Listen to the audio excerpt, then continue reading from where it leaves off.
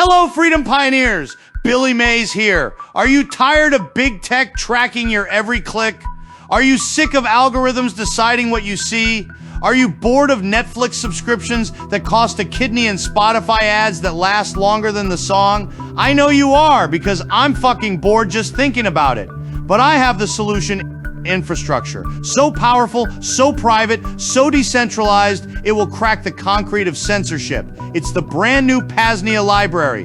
That's right. It's a free to-use privacy, friendly, decentralized combination of Netflix, Spotify, and your digital book app, and it's live right now. Check it out. We've got the full HBO documentary, The Anarchist, with Jason Henza and Miranda Webb. We've got the legendary Bill Cooper documentaries. We've got Alongside Night, libertarian fiction, and Eyes Wide Shut, which, let me tell you, is basically nonfiction. And wait, there's more. We've got Trailer Park Boys. We've got Sky Huddleston's Second Realm Speed Dating, and music streaming is coming soon. Plus, a digital book library is on the way. Terabytes of content, more to upload. We have the beginnings of true media freedom, an infrastructure base with many, many potentialities. I'm Billy Mays, and I'm always here to help you take back your media. Visit lbry.paznia.com. Again, lbry.paznia.com to start streaming today. Billy Mays, signing off to go binge watch Firefly. Over and out.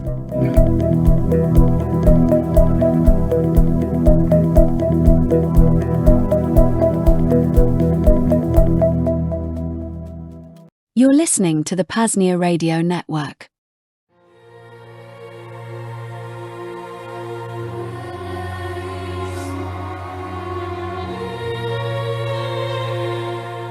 "99% of the news out there today is AI slop, distractionary nonsense, or worse, fear-mongering based outright manipulative deception and propaganda. With no desire to empower, the modern news cycle is designed to lead the hapless citizen serf along the train tracks of servitude, with only slight permissible digressions into controlled cul-de-sacs.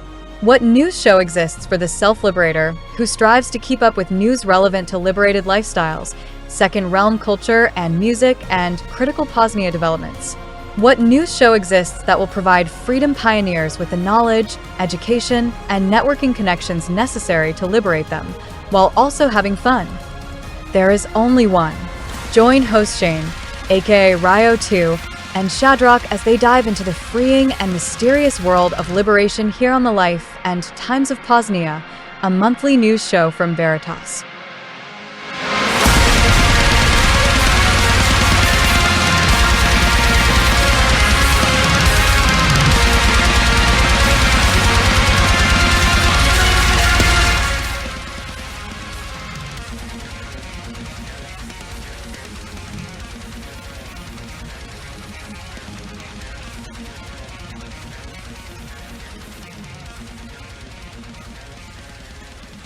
Gotta love those last minute tech issues. Alright. Yeah, Jitty decided to not let me select my microphone. But we're good now. We're here. Can you hear me, Shadrach? I can hear you loud and clear. How about me? Right on. Yep, loud and clear, loud and clear. Let me just check. Okay, cool. Yeah, audio's good. Let's go ahead and get on with it here. I'll double check the... Yep, stream's still live. It's been pretty flawless today, despite the bit of a storm we had earlier. I mean, it wasn't really a storm. It was just some heavy rain for a half hour or so. But anyway, I'll get both of us on here, Shadrach. Oh my gosh, this is... All right, there we go. So yeah, this is the Life and Times of P.A.Z.NIA, a monthly news show from Veritas. I'm your host, Shane, Rayo2, joined alongside my co-host, Shadrach. I'm coming to you from the fucking steamy outdoor studio here at Veritas, a major site of construction at present. Earlier this week, the concrete folks came to dig out the basement and walkout of the coming embassy. More on all this later, but exciting stuff for sure. Anyway, good to be back with you, Shadrach. How are things going? You broadcasting from any exotic location today? Oh yeah, I'm actually in a place where in their native language I found out agora means now. So yes, I'm in an island in the mid-Atlantic again. Yeah. Yeah, that's awesome. Now you sent some pictures before, and yeah, it looks like a truly beautiful place. Truly beautiful place. So yeah, I hope you are having a good time there and continue to. But yeah, I guess before we get into this show, it was another stellar Celebration Saturday here on the PAZNIA Radio Network. I mean, yeah, I never really know, what's in store. I know that we're gonna have Uri Badnar on, but I didn't know. You never know where things are gonna take the conversation, what they're gonna get into. But I'm happy. Uri went deep into some of kind of the history of Parallelpolis, and kind of that sort of movement. Brought back to mind when I had Uri on the Vonu podcast, and it was it's super super cool history. And yeah, they've been doing this stuff at a higher level, it seems, for longer time than us folks here in the West. But yeah, you were able to tune in, right, Shadrach? What were your thoughts on the deprogram today? Fantastic. I really, really enjoyed it. It was funny. So the pictures I took were on a long walk today, and on the walk we were talking about autonomous water vessels for various things like delivering packages. I mean, you could just have them on the shore and just they could go meet a ship out further on to take a package to the next place. But so it was great hearing Thane talk about time to get out your Raspberry Pis and your favorite toy boats and find a nearby pond, because I think there's a lot of potential for autonomous watercraft. Yeah, certainly, and I guess that's good timing because in our second realm strategy session, to tease it a little bit, the first video might be the only one if it launches us into a good discussion, but it's like a 30-minute video of about I guess it's a guy in a super small community of boats that live on the Tennessee tributaries, and it's a lot of access to a lot of the USSA in terms of waterways, very Vonu in that sense, and then it's free. You just got to move it. It's like national land sites. You just got to move like every 2 weeks or some time frame like that. But yeah, we'll dig into that later. I've always been very much in favor of the seasteading and minimal sailboating. But it's a little harder. There's a little more of a barrier to entry, sailing than, driving a car and pursuing van nomadism or something. But that's notwithstanding what we're going to talk about in the second strategy session momentarily here. But yeah, let's get on with it. If you're new here, the goal of the Life and Times of P.A.Z.NIA is to bring you the best, most entertaining, and most valuable news show on self-liberation in existence. We do this via 4 segments: self-liberation news, freedom pioneer focus / freedom music spotlight to highlight the art and culture of the second realm, the Vonu Life digital message board, and the last segment being our longest, our second realm strategy session. All right. In terms of news, the PAZNIA Radio Network is taking over TikTok and Instagram. We'll take a moment of silence for Charles, as AI just recently took his job. Calyx OS sent out an update. And I'll fill you in regarding a fun IT issue I had to resolve at the distillery job. It's regarding the pretty common DocuSign hack that's been going around. If you've heard about that. But yeah, Richard Dick Greaser from the Bitcoin Bugle should join us. He will join us for our Freedom Pioneer Focus segments. And whether he shows up or not, we'll probably take a freedom music break too. I wasn't sure what I was going to play, but one of the questions brought up to Uri Badnar, who's big into lunar punk and cypherpunk fiction. Someone brought up in the chats about like cypherpunk music, and he dropped a recommendation. So I've never heard it. We'll take a first blind listen as to what Uri envisions as second realm, I guess cypherpunk sort of music. So yeah, Nice, that'll happen. nice. That'll happen sometime here in the next hour. We'll take all of 5 minutes or less for the Vonu Life digital message board. I said that area is scarce this month for some reason. Not sure. I guess I guess Rumble started to turn out later on, but earlier on, I kind of thought our Boomer Rumble listeners might have gotten taken out by the toxic lettuce from Taco Bell or something. But nope, they started showing up. Maybe they was taking their afternoon nap or something. I'm not sure. But anyway, there's still time if you have something for the show. PAZNIA.com/call2 is linked to call in. We'll start taking calls here any time within the next half hour or so.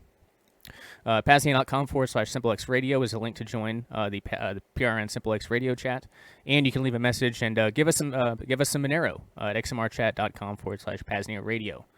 And finally, as I just mentioned, we'll conclude with our second round strategy session. I have to thank Paradise, one of my best friends, someone I met in the YouTube comment section in 2015, and he turned out to be one of my best IRL friends too.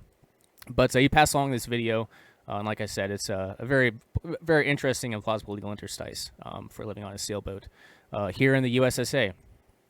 So yeah, we'll do a bit of a watch along and discuss, and if we have time or decide we want to venture into it, we'll discover and discuss Supai. It's called Supai. It's the most remote village in America, hidden at the bottom of the Grand Canyon. Now it's not fully Vonu or whatever. Like they're talking about how the post office actually delivers packages there. It's like a special situation of how they deliver packages there to this place. So it's might not be 100% relevant to Vonu, but it's cool as shit.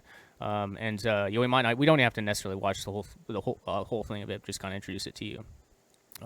As we've done many times before, these may seem like crazy prospects, but we've gone way further into the loony bin with the Vonu podcast. Things like pursuing Vonu in Chile, Argentina, and even Antarctica. Now, I'm not saying that we're in favor of of what was discussed in Ocean Freedom or Ocean Living or whatever was discussed whenever they're talking about Antarctica.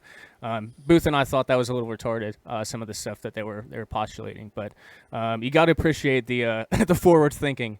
Back in the 70s or 80s, talking about dragging an iceberg from Antarctica and basically building infrastructure on it. So this will be less crazy. Sorry if that's what you're going, if you're what you're looking for, but there's plenty of archives for that.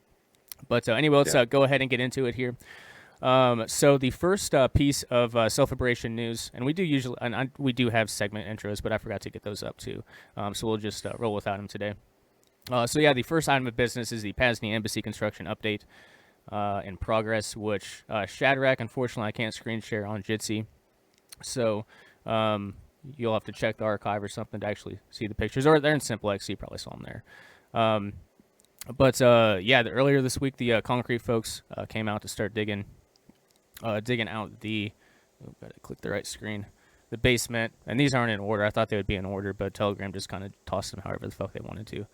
There's the basement when it's done. The second picture you see is when it's done with the window wells and the walkout and such. That was earlier on. There's another shot of the basement, the walkout, and then various stages of the walkout going off into the ravine. It'll be really nice, tucked off back in the woods. But yeah, it's exciting. It's exciting beyond just not being in like a 1970s super moldy. I guess tinderbox that was the old consulate. It'll be really nice. We're gonna have geothermal in there from the pond, so we'll basically be able to maintain like 70 degrees year round for free, which is amazing. Propane obviously is kind of our transition for energy. At least for this point, and then my dad and I tested out the well water. Did some test strips on it to test for iron and 20-something other things on there, and it's super clean, high alkaline well water, which is interesting. So the iron's low. I guess it might be higher in calcium, but it's interesting. It'll be awesome to have well water. Which it was already here. The people that used to live here got old, and they were going for convenience, so they switched over to the city water, the rural water, whatever it is. Yeah. But we're actually gonna have things the way we want and need them. I'll have a basement. We'll actually have a basement now.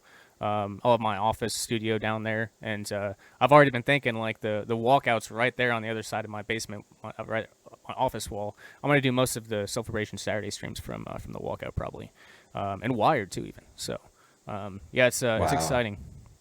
It is definitely exciting, and it's happening fast. I guess probably within the next month or two, they'll have the house set, and we'll have all of the other things. Gonna be working with the plumber on Monday to get the stuff done in the basement before the concrete guys can come back. But it'll be kind of. I can't wait to see it at the end of September. Yeah. And are you? I guess I saw in the Simplex chat they kind of implied you're coming out to Bonnie Fest.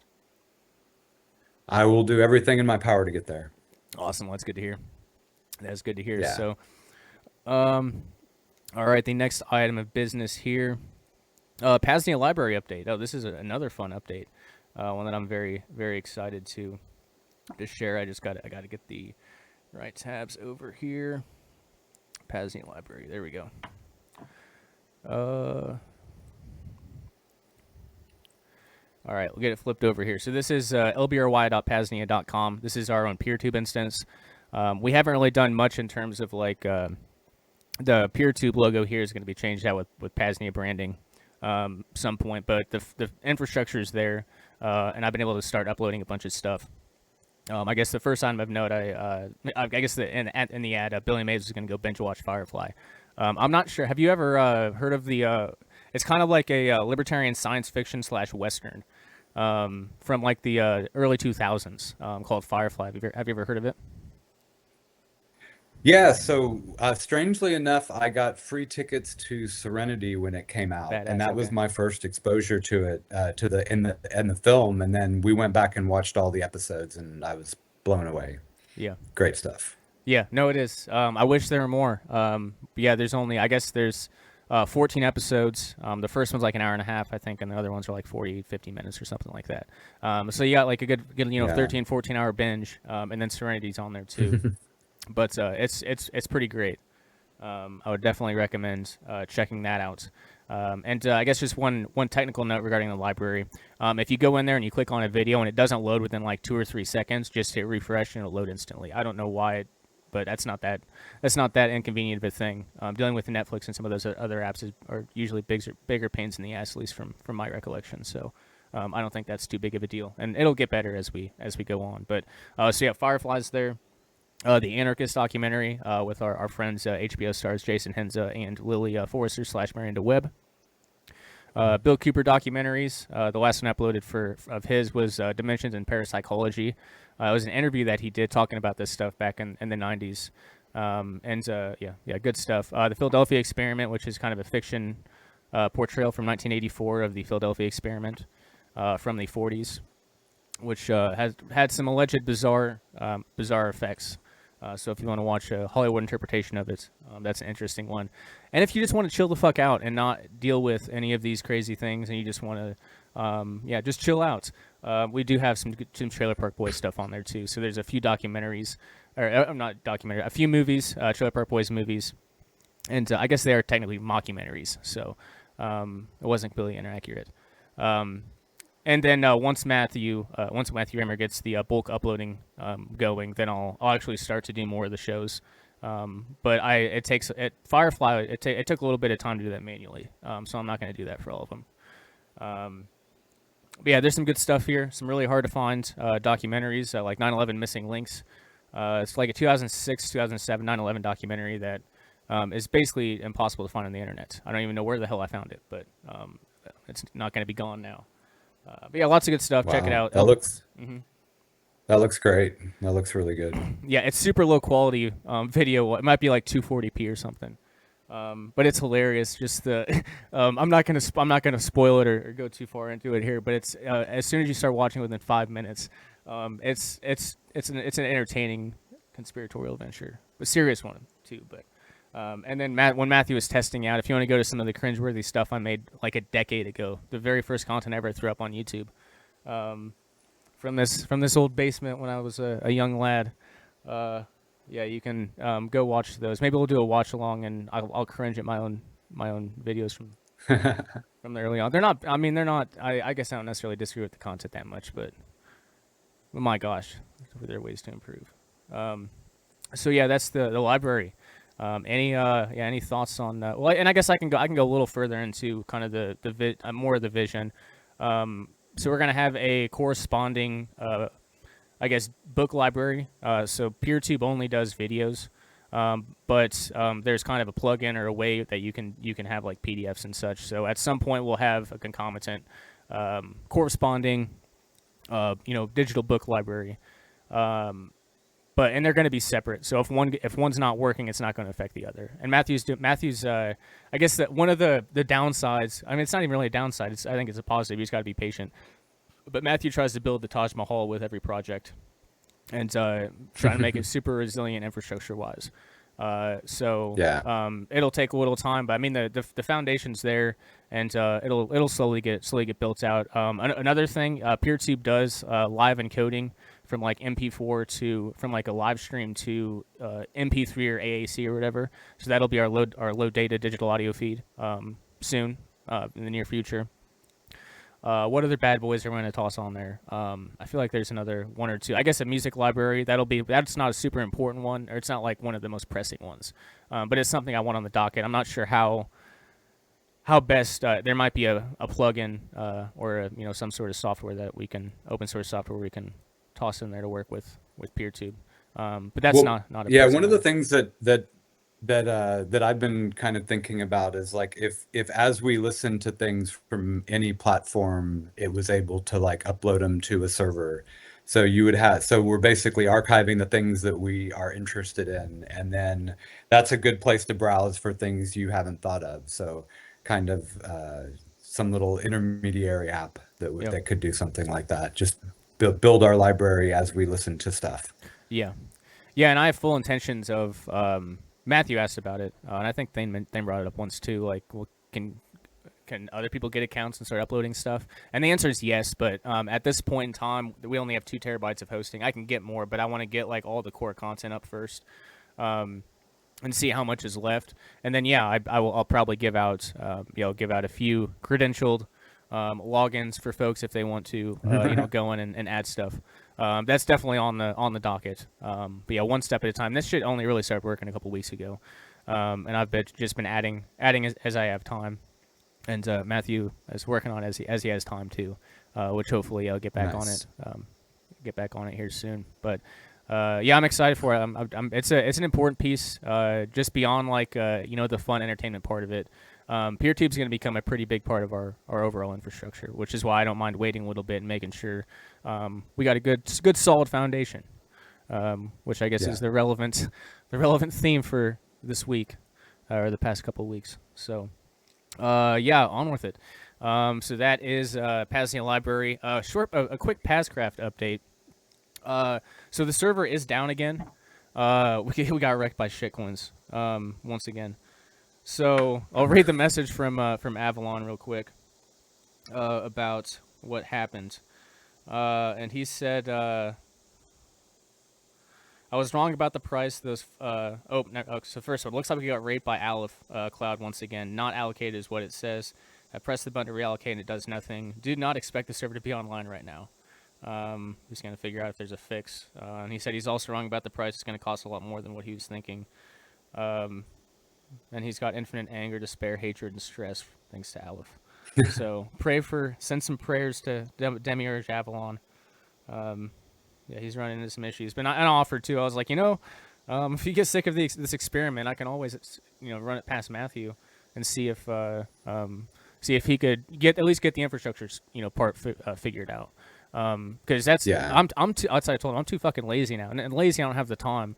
So now I just tell Matthew to do it, and it comes out. Right? I pay Matthew to do it. I'm just telling him to do it, obviously. But well, I can definitely help host it as well, and I did finally play it. I jumped in a hole, and then I spent 30 minutes trying to get out of the hole, and then I quit the game, and then I joined back in, and I was still in the hole. And then I closed it again, and I haven't touched it since. Yeah, so you got to learn a couple. Just within the past couple of months, I learned you learn how to teleport to certain points. Okay. Learn a little tricks to make it fun and flying around. I'm not sure if you had fly enabled, which would have made getting out of the hole a little easier. But yeah, just learn sure. it. Dude, I didn't know shit about Minecraft before, so pretty much all I do, I started building the embassy a little bit back in like January or whenever it was, the digital consulate, and then I just fly around now during the stream sometimes and show people the cool shit that other people that know what they're doing have built. So, nice. But yeah, sometime PAZNIA.com/PAZcraft, bookmark it, join the SimpleX group. PAZNIA.com/SimpleX for the directory to all of our chats, and keep updated with the saga of us getting wrecked by shitcoins. So always fun, always entertaining, never a dull moment without tech issues. So next TikTok and Instagram. Well, I guess I'll get this up on screen share too. We've been taken over to TikTok and Instagram, by force. Not really. I mean, we haven't had anything go super viral. The first couple of days, I had a couple that got 1,000 hits. But the fact that there's this software called Opus Clips, and you drop a link in or you upload a video, and then you select the time frame you want it to pull clips from, and it pulls clips from 20 seconds to like 3 or 4 minutes, and then auto captions them, and then it puts them in like a has like a virality score with it too, and then auto posts it to the various platforms. So it's made this process super efficient.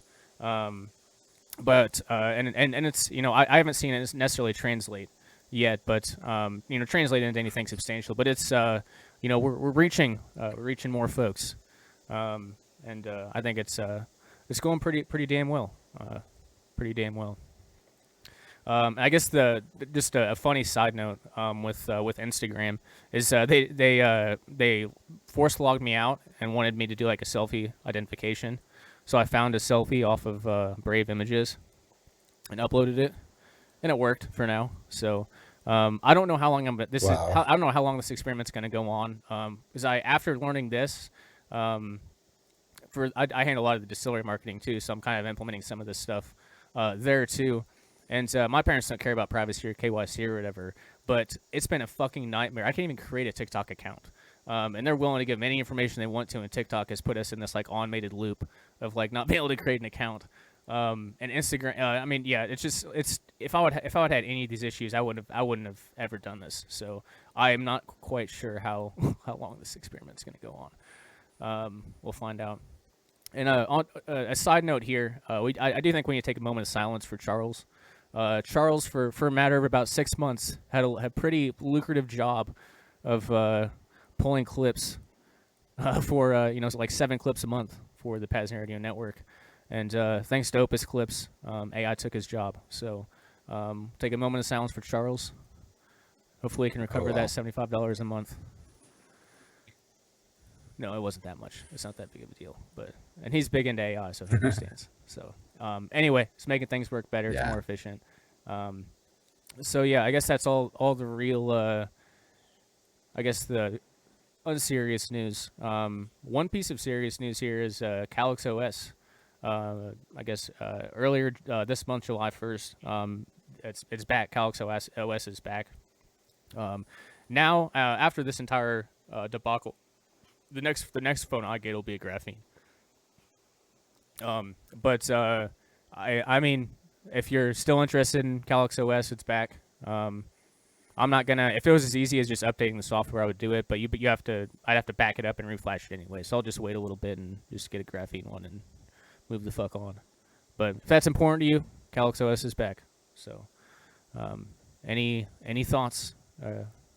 Any thoughts, Shadrach? Not much. I'm a graphene fan. I've been flashing phones, since ages and ages ago. So I played with Calyx a little bit, played with PinePhone, but I think graphene has a really solid support base, and now with Zap.Store, it's so cool. And then we played with an app today where completely off grid, we tapped our phones together, and I was able to get an app from his phone. So like if you're doing any kind of emergency coordination, it like sets up this Bluetooth mesh, and there's some cool stuff going on, and graphene's a platform everyone's building on. Yeah. So yeah, and that's kind of where they just got that big deal with Motorola. Because phones are going to be a problem, hardware is going to be a problem going forward. So that's a big partnership. That's where if you're going to choose your crypto flag or something, that's the one to go with going forward. But there might be some folks that still want to use Calyx, so whatever. It's no skin off my ass. So if you want to use but it. But you can fork graphene and do whatever you want with it. So it's a great launching pad for everything we want to do with a mobile device, I think. Yeah, agreed. So this next item relates to the distillery again, and it's one of those times where my I don't know, and that's why I told my dad, and after dealing with all this, you realize I'm the dumbest one in my circle when it comes to tech stuff, right? But this is where the stuff that I look into overlaps with my not real day job at the distillery. But yeah, so apparently a couple weeks ago, my dad he got this email from someone at the bank that he works with, a bank president or something, and it was for him to sign a DocuSign, and he didn't think anything of it, and went to the DocuSign, and he didn't actually sign anything, but it forced him to go to to a fake Microsoft or Google login page, and then they swipe his information that way. Well, I didn't know what they swiped at that time. It took a little bit. I was prepared for the worst. But I was like, are they in all our emails? Are they like, what the hell's going on here? But apparently, like, it's a really common one. So they use DocuSign's API and they spoof the email address so it looks like it's coming from that person. Then they get their entire contacts list, and then they send it out in multiple waves. So like my dad's thousands upon thousands of email contacts have been contacting him for like the past 2 or 3 weeks. Like, hey, I got this DocuSign. Should I sign it? Nope, don't do that. Oh man. So, but no, like it was for a day or two after, it was kind of a nightmare. It was changing a lot of passwords, and you know how it goes, how this shit goes. But no, after the first day though, I was like, okay. I told my dad, I was like, I thought like it could have been so much worse. So this ain't too bad. But yeah, it's a super common. It's nothing I would ever fall for, because I don't sign DocuSigns. There's no reason for me to ever sign DocuSign. So I wouldn't fall for it, but I can totally see how if you're just in your normal business flow and you get an email like that, you sign 20 of these a week or something, like it'd be so easy to get somebody. And then the fallout from it, they get the next person entire contact list. All this shit's automated pretty much. So yeah, it's pretty sophisticated. And I mean, these hacks aren't new, and they're going to continue. I guess I don't understand how DocuSign hasn't fixed this yet. There had to have been something, I don't know. There has to be something they could have or should have done. I don't know. It's a big vulnerability. I don't know necessarily if they're spoofing any APIs, and there may be nothing DocuSign can do about it. What gets me is I get so many things from Google because it's really easy to use their like support plugin or something. And so, and I don't know why they haven't been able to stop that. And then also Google has all the YouTube crypto scams, and like, I don't understand. I mean, they must be making money off of these in some capacity, because otherwise they should be able to shut them off. Yeah. But yeah, I reckon DocuSign has no play in this at all. Gotcha. That they're able to basically replicate a DocuSign looking site, send an email and get it out that way. But it's possible. But yeah. But anyways, you're right. Why is anybody using DocuSign? Yeah. There's got to be better. I'm sure there are better solutions. If I needed that, I would find a Oh better yeah. one. Yeah. But I can give you a few. Right on. So, yeah, I guess that's pretty much all the news that I gathered up over this past 3 weeks or so since our last show. You got any news or updates? What's going on on the ground at Pirate Island? Well, interestingly, yeah, Juraj, that was a great interview. I really enjoyed that, and he kind of brought up FIPS, and I know I brought it up to Thane before, and reticulum keeps coming up, and the guys working on FIPS are totally aware of reticulum. So this is really something pretty special. And so like the big talk now is, why wait for them to turn off the internet? Let's just turn it off ourselves and get this stuff actually working. FIPS can work over Wi-Fi meshes, but basically on the transport layer. So you don't even assign IP addresses. You're just able to connect to the Wi-Fi and see FIPS resources on the mesh. So yeah, there's some really cool stuff brewing. Nice. And you have for the video viewers on Rumble, Odysee, Zap.stream, Kick. Where the hell else are we? I feel like there's one other one. Are we on Twitch? I'm going to be on Twitch too.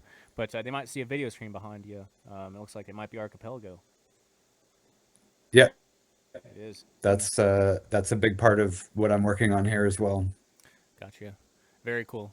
Yeah, I'm looking at the screenshots and the kind of teases you dropped, and I'm looking forward to much more. Well, and check out the Ungovernable Misfits episode if anybody hasn't. It came out really good. Seth for Privacy was clicking through the demo of Archipelago, and we were talking about it, and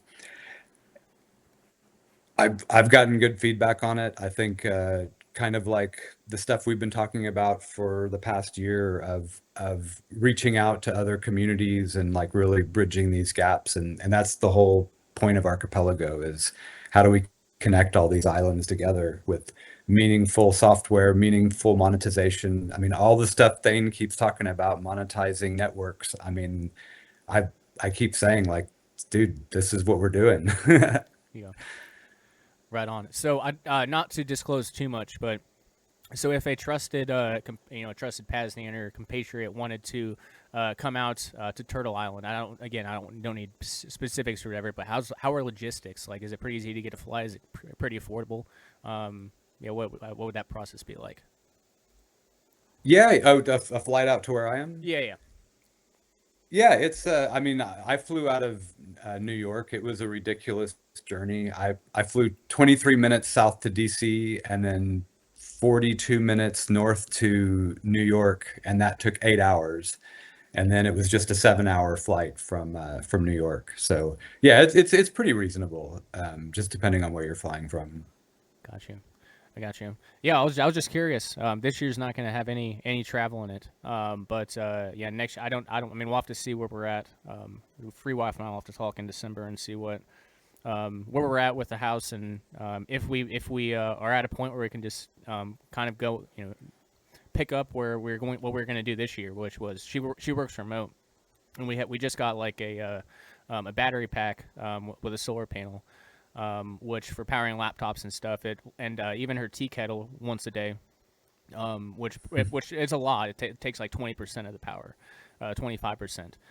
But the rest, but powering all of the devices and really trying to run it down. I mean, a few days and then you can recharge as you go pretty much. And we just got Starlink Mobile, which burned up in the fire.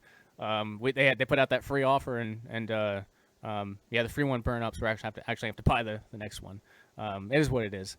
But yeah, we're all set up. We're gonna head out for anniversary around May. We were gonna head out for like a week, and test all this stuff out. And then if it went well and she could work remote, then we're actually gonna take like a month or two long adventure. Head out actually to see Jamin in Pennsylvania, because that's one of the places I got to get out to Jamin's hardware hacker homestead sometime, permaculture farm. So yeah, we'll have to see what this next year looks like. It was talked about that like one of the things that was kind of being discussed was going to giving a talk at the actual the main Anarchapulco event. I interviewed Catherine Bleich, the lady who runs it now, and that was going to be something maybe for January, February, but I don't think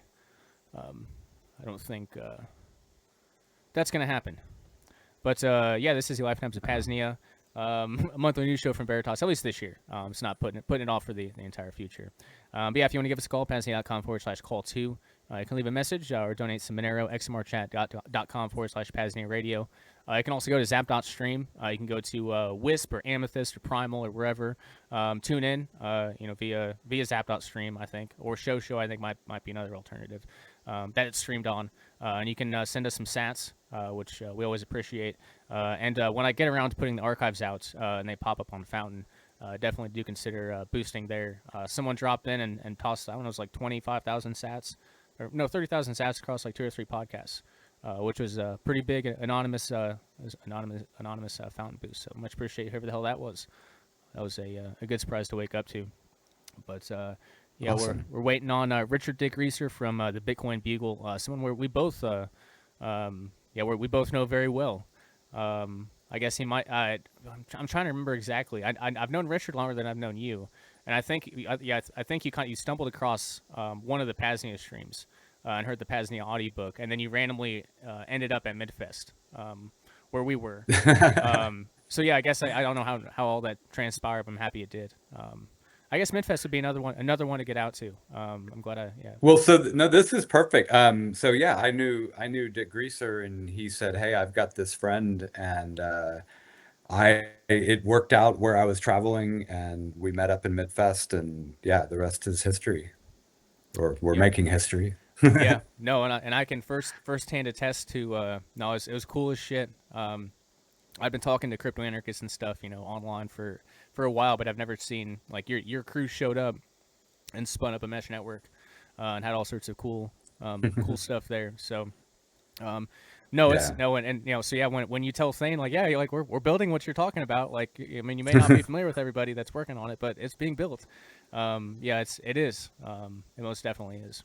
Yeah. And I guess one thing that we need to get But polycarbonate. I mean, he's an inspiration. Yeah. I mean, I appreciate everything Thane does. I mean, he really, it's been a important part of my life over the last year and a bit, getting more familiar with him and his stuff. And it's affected my choices in the space for sure. So I really appreciate you guys. Yeah, well, I appreciate that.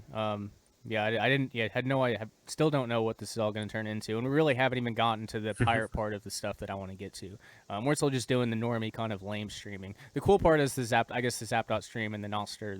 Those are the kind of the cool avenues, kind of the internet way. But Yeah. I'm really interested in starting to dive more into shortwave radio, and pirate AM and FM. Somehow, Yeah, for unconventional sure. pirate radio, pirate AM FM. Using drones and solar, you know, some solar, I don't know, stuff that Jamin's working on.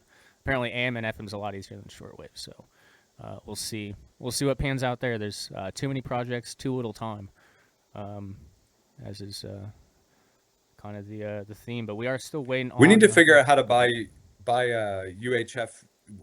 What happened to all the UHF transmitters from when they used to broadcast? Because they switched to digital, so nobody's broadcasting on UHF anymore. And what did they do with all those power amps and stuff like that? Like, I wonder if we could start just turning UHF back on again.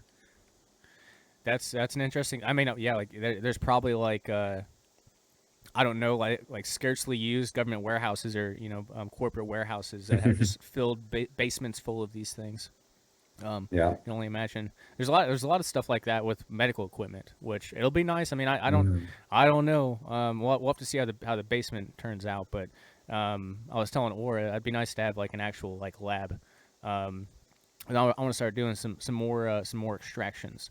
And more, it's more, Well, way beyond just cannabis. But there's a lot yeah. of I there's a mean, lot of shit. the medical stuff. I mean, these are other things that I've kind of picked up along the way from talking to you and stuff. But we're definitely moving forward with like sovereign blood tests and different kinds of medical stuff we can be able to provide to vetted PAZNIANs. Yeah. Yeah, certainly, and that was another thing that this year I was just kind of getting. I was setting up. I did so much prep. Usually I'm not a big planner. I think like a few months ahead at most. But I was like, this year I'm actually gonna like figure out short term, mid term, long term plans, and try to figure out kind of budgeting for projects and things, and for especially for the off-grid wellness shed, which was with the big wellness project that I wanted to dive in, because we'd accumulated Yeah. a bunch of modalities that burnt up now, but we acquired a bunch of modalities, and it's like, all right, well, I guess it's time to get this wellness shed, and get this going. It's an important avenue, avenue for sure, and I mean a lot of that stuff's still coming together. I've met a couple of homeopaths. Which I again, I don't know how it's all. Oh, I got a kitty. I don't know how it's all going to come together and work. Because I got torn away from the medical stuff a little bit this month. Even kind of put my resolving my so-called type 1 diabetes on hold a little bit. It's not crucial, but I'll have to, at some point I'll have to recommit my time to that too. So we'll see. Still got to kick that shit in the ass. But yeah, looks like we're still waiting on Richard. I suppose we could take a quick Freedom Pioneer focused music break. We could switch over to the track that Uri recommended. Yeah, let's do it. And That'd be awesome. if he drops in, he can enjoy the tunes too. I just got to find where the fuck is the tab. Okay, there we go. So this song is called "I Came to Your Party Dressed as a Shadow." And it is by Piano Magic. And this is Uri was asked if what type of music should be cypherpunk or dark punk or lunar punk. What comes to mind? And this one did. So we're gonna take a listen. I've never listened to it. Let's dive in together. Here we go. I'll have to unmute this tab.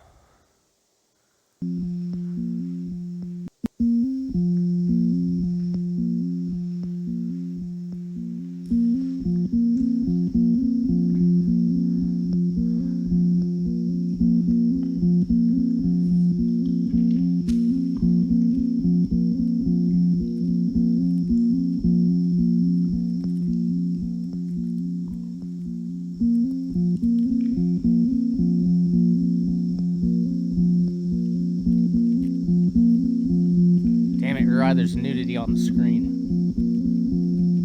No, it's just art.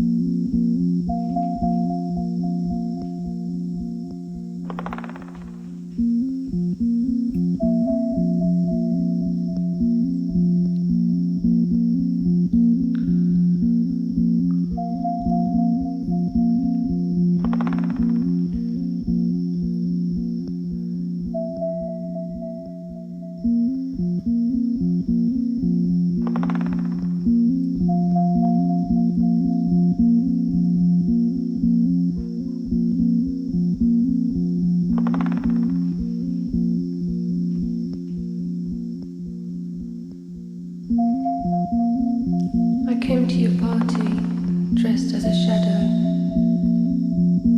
and you never knew, you never knew.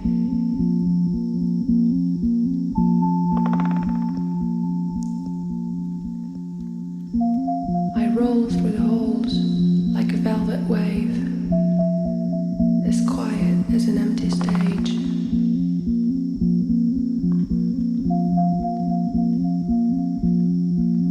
Blacken your eyes and stole the light from your glass.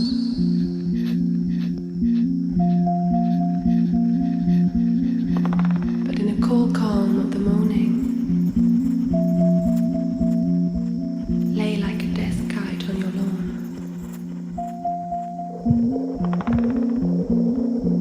Howdy. Howdy, Richard. Howdy, howdy. We were just about to the end of that. But, all right, we'll pause it. Yeah, we will call that good. No, I get, in terms of cyberpunk vibes, I was going to show on screen for the video viewers a couple of the images I made for the Second Realm, building the Second Realm series, and very much that sort of a vibe. So that's kind of, yeah, kind of where I was thinking too. I can certainly relate. But anyway, we got our Freedom Pioneer focused guest with us this evening on the Life Times of P.A.Z.NIA, a monthly news show from Veritas. Richard Dick Reeser, welcome, my friend. How are you doing? Oh, I'm doing okay. Doing pretty good. That's good to hear. That's good to hear. Now, I guess the first and probably the most important question I'll ask tonight, we'll start with the most important one. So say this interview lasts like 30 minutes. How many non-KYC cigarettes will you smoke in that time? If you give us an idea. Probably like 6, I would assume. That's respectable. Yeah. That's respectable. Okay. Yeah. Yeah. So I guess the second most important question then, probably the most important one actually, but I guess that's subjective. I guess who the hell are you? If first-time listener to the show, they don't know who you are. Who are you, and what is the Bitcoin Bugle? I'm a credentialed journalist.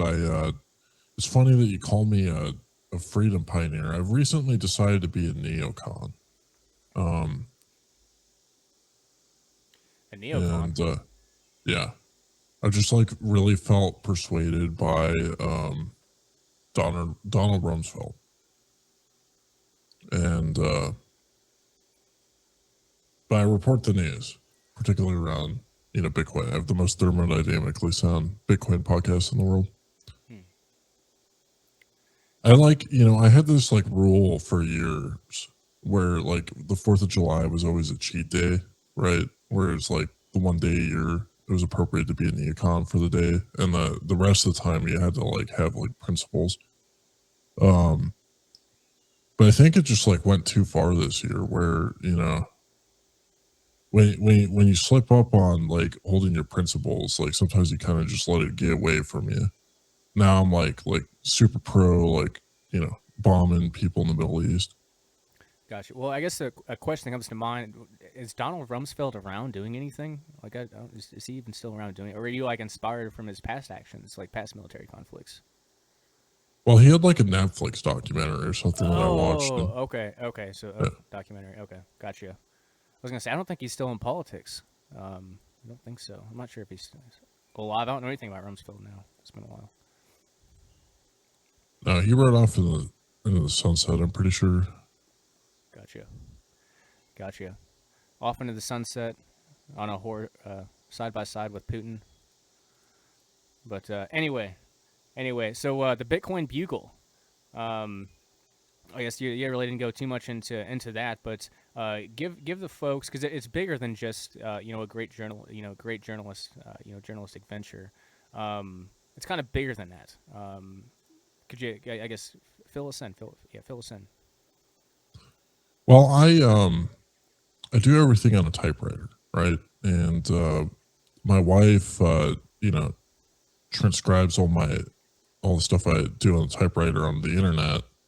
And so, you know, from time to time, I'll do some articles. You know, I've been published in a bunch of different publications, including Vonu Life publication that went out recently. Yep.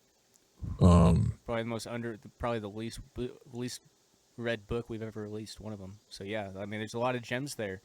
It's like a hidden treasure. People just don't know it's there. why do you think that is? Well, I guess books generally the past year haven't really sold that well. Digital books have, but physical ones not so much. It's kind of been a decline over the past year. I would say there's a certain definite decline. Yeah. Why do you think that is? Speaking for myself, I wish I had a lot more time to read. There's usually like 3 or 4 months that's where I do most of my reading. Time.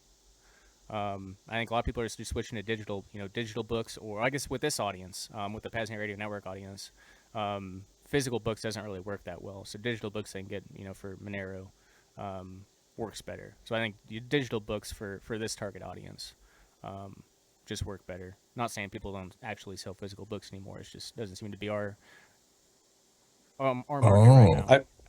You're just afraid to say the truth right now. You're saying Monero people don't read.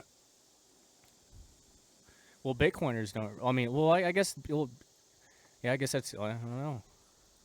Well, Bitcoiners don't buy shit, and I also how are you doing, Richard? I think the whole book market has been devalued by these. I mean, anybody can print shit on Amazon, and one of the things we were talking about with Fundamentals and some of the other publishers is we need to start doing decentralized publishing and get back to proper bookbinding and making beautiful covers for them and make books something you want again.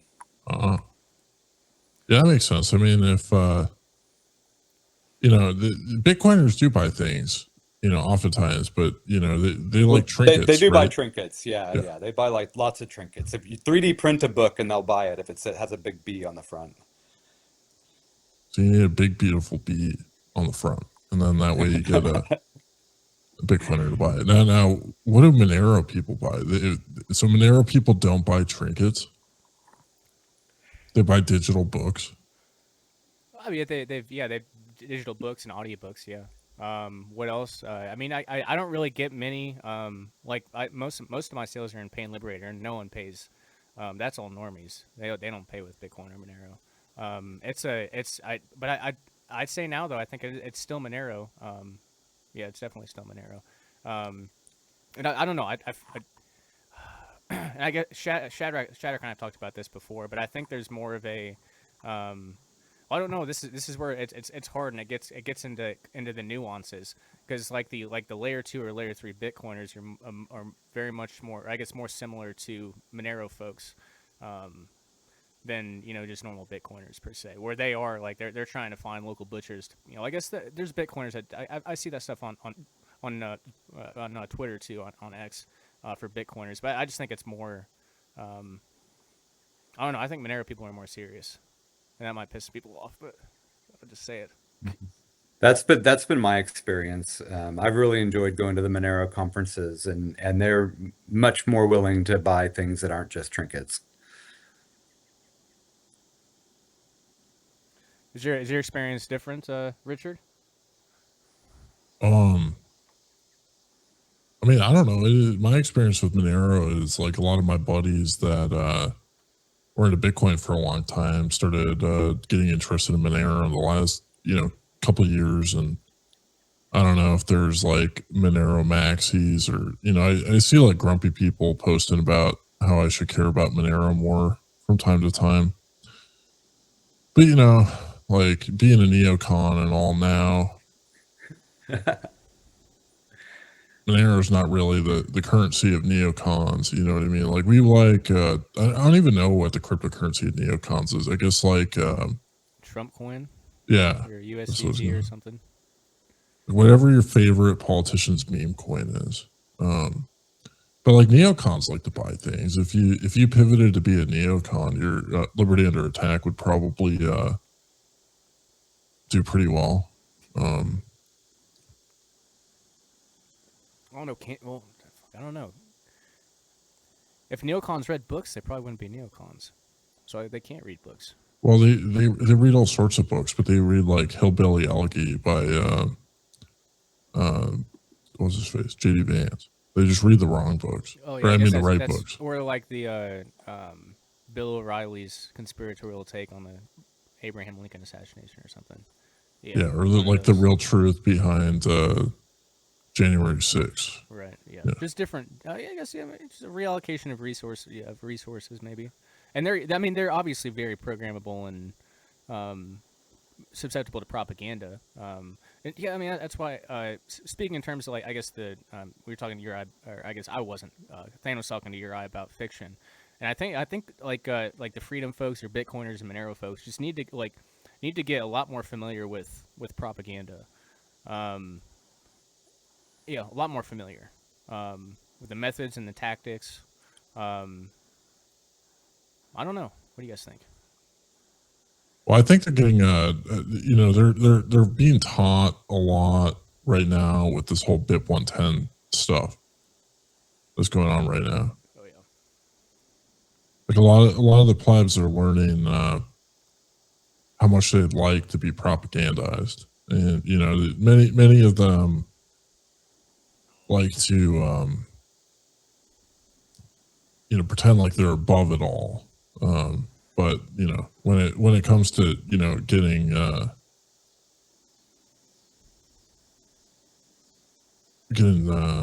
glazed in the way that it's just like, that's a thing that's been hard, I think, for a lot of people, and like dissident movements in general, is like they spend so much time not getting glaze and just like desperately wanting glaze from somebody else. And when somebody comes along and like finally glazes them, they freak out and they're like, oh, they must be on our team because they like say that they care about my feelings and they like pass my purity test. Yeah. So Shadrach, would you say that would you say the BIP 110 core debate has contributed to your pivoting to being a neocon, or is it just the cheat day? Great question.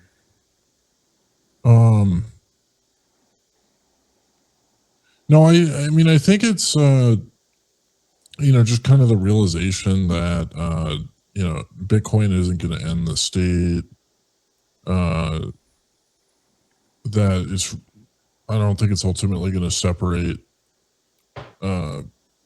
money from the state. And,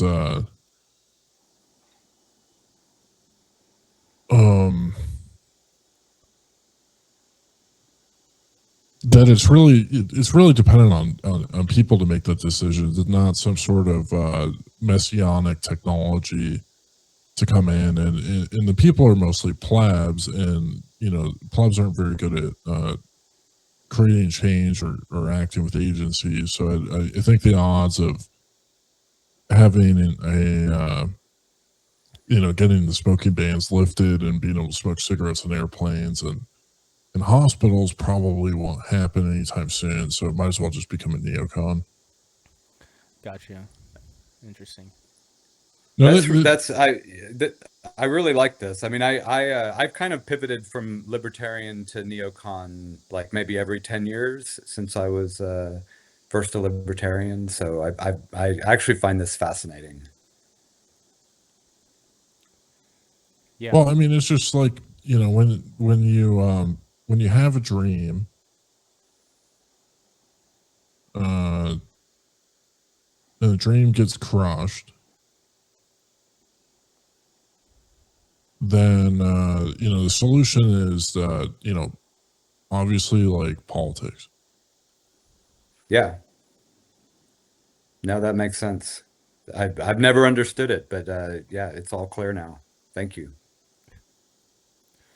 Yeah, so I get one of the questions I had. I'd love to get your take on, and I guess it's Connor. I mean, it could be somewhat related, but I've seen going around on Twitter, on X. One of the popular health trends is using Viagra or Cialis for general cardiovascular health.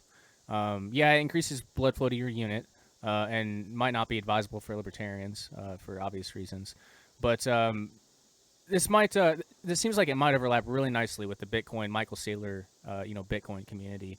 So yeah, being hyper honed in on the happenings. Have you seen any Bitcoiners talking about using, say, Cialis to help them get even more excited for Saylor speeches and podcast appearances? Yeah, the dumb ones do. Like the smart ones, they just use Dennis Porter, because like you don't need Viagra. Like when you listen to a Dennis Porter announcement, that's as good as Viagra. Okay, so what about using Cialis or Viagra to get excited for Dennis Porter speeches? It's like a gateway drug. It's like pre-workout. I don't know. I haven't heard about that. That's like really, some people are really trying to biohack. I think this is, people that get like really wealthy, they kind of get bored. And I've met some Bitcoin people like this where, they don't know what to do with their lives. So they just like sit around and biohack all day and like try all these like weird things. And I could see them doing stuff like that. Yeah.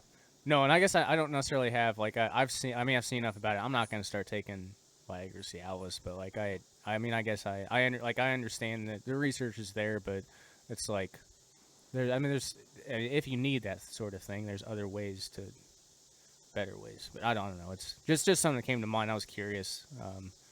Seemed like it'd be relevant to the Michael Saylor angle to this entire thing. Now, speaking in terms of we've talked a bit about the Bugle, but not too much about your music in particular. Now we have one of your albums, one or two albums listed at libertarianattack.com as part of our first listings for LUA Pub Records. I think there's probably more that we have to get up there at some point, but in due time. Tell us a bit about your music ventures, and I've been hearing the birds have been telling me that you might have a big event with Stardust. So yeah, tell us a bit about music and Stardust. Like yeah, I mean, I just write. Oh, that happened. Yeah. That already happened. Okay. Oh, my time it's all fucked up. Actually, they're going to be doing an event in Chicago. They're actually coming to the U.S. and coming on tour in September, so that'll be pretty cool. But there's an event in Chicago called Shadrach, are you a part of this? The Value for Value event in Chicago? Yeah. That's going to be a great event. It's right before Vonu Fest in Chicago, so yeah, it's the first. It's got the concert is on the Monday night, and then Otis Bittmeyer will be brewing coffee the next day, and there's a big Bitcoin market and with vendors and talks going on inside. So it should be a really, really good event. Will you be there, Richard? I think so. Okay. I think you have to come. Is Stardust from the U.S. or where are they from? Oh no. They're from Israel, actually. Okay, gotcha. Well, not from the U.S. That's the big thing. It's like, well, I wonder if I can get them out to Vonnie Fest sometime. But no, seems like it'd You'll be have to ask difficult. BB if they can come to Vonnie Fest. That would be that's be it. The furthest I've really reached. I've been trying to find smaller local bands from like Ohio or Indiana or somewhere like that, where it's like a 3 or 6 hour trip, where it's more feasible. And it'll probably be a smaller event this year anyway. It'd be better to do it next year once we get things cleaned up here. There's piles of dirt everywhere. It looks like shit, but that's just the way it's going to be for a while. Yeah, once Veritas gets pumping, I think give it a couple of years and there'll probably be a more vibrant music scene in the Bitcoin ecosystem. I don't know where Abel James is located, but he's pretty good. He'd be a good one. He's in Austin. We did a bunch of stuff with him during South by Southwest last year, and he's great. Nice. Yeah, I think festivals are the next big thing I want to do. I mean, I wanted to do them last year and was too busy this year, but I think next year, I think on sovereign land, we set up some tents, have lots of campers and live music in one tent, different stuff going on, stuff for kids. That's my dream. Yeah, no, I'm kind of getting to the point now where I don't know, like the Veritas, I don't know. I'm considering trying to make it more public, where there's still vetting involved, and there's still a layer of vetting involved or something, but to where we can actually have one of those bigger events where it's more feasible to get someone like a Stardust. And we've got another 20 acres, or I guess we've got like another 10 acres on the other side that's just open pasture that could be allocated for camping and stuff. So. Sounds like we're kind of along. That's the only thing that's really been missing is kind of the music and entertainment part. And we tried. The wife and I went out to Colorado to meet up with to meet Elias Clay. She was playing at one of our friends' houses. I'm not sure if you're familiar with Elias Clay's music, but it's like rap or hip hop, R&B, but it's good freedom-minded, good freedom music. Unfortunately, yeah, it's just. Well, yeah, it didn't pan out. That was kind of our biggest, our only real possibility up to this point. But yeah, I definitely had to get more music pumping here at Veritas for Vonnie Fest for sure. Is she better than Derek Burrows? Oh God, yeah, world's better, yeah. Not a very high bar there, but yeah. Well, that's good to know. Yeah, Burrows has been coming up a lot recently. He hadn't come up for a long time, and he's come up a lot in the past couple of weeks. I won't say too much about it. Yeah. Anyway, Richard, tell us more about the music. I think we got kind of derailed on other stuff, but yeah, tell the folks about your music, where they can hear it, where I guess what's to come, etc. I write music for the podcast. Ron and I do. And so we've been doing that for a couple of years now, and we try to get a new track out at least once a week.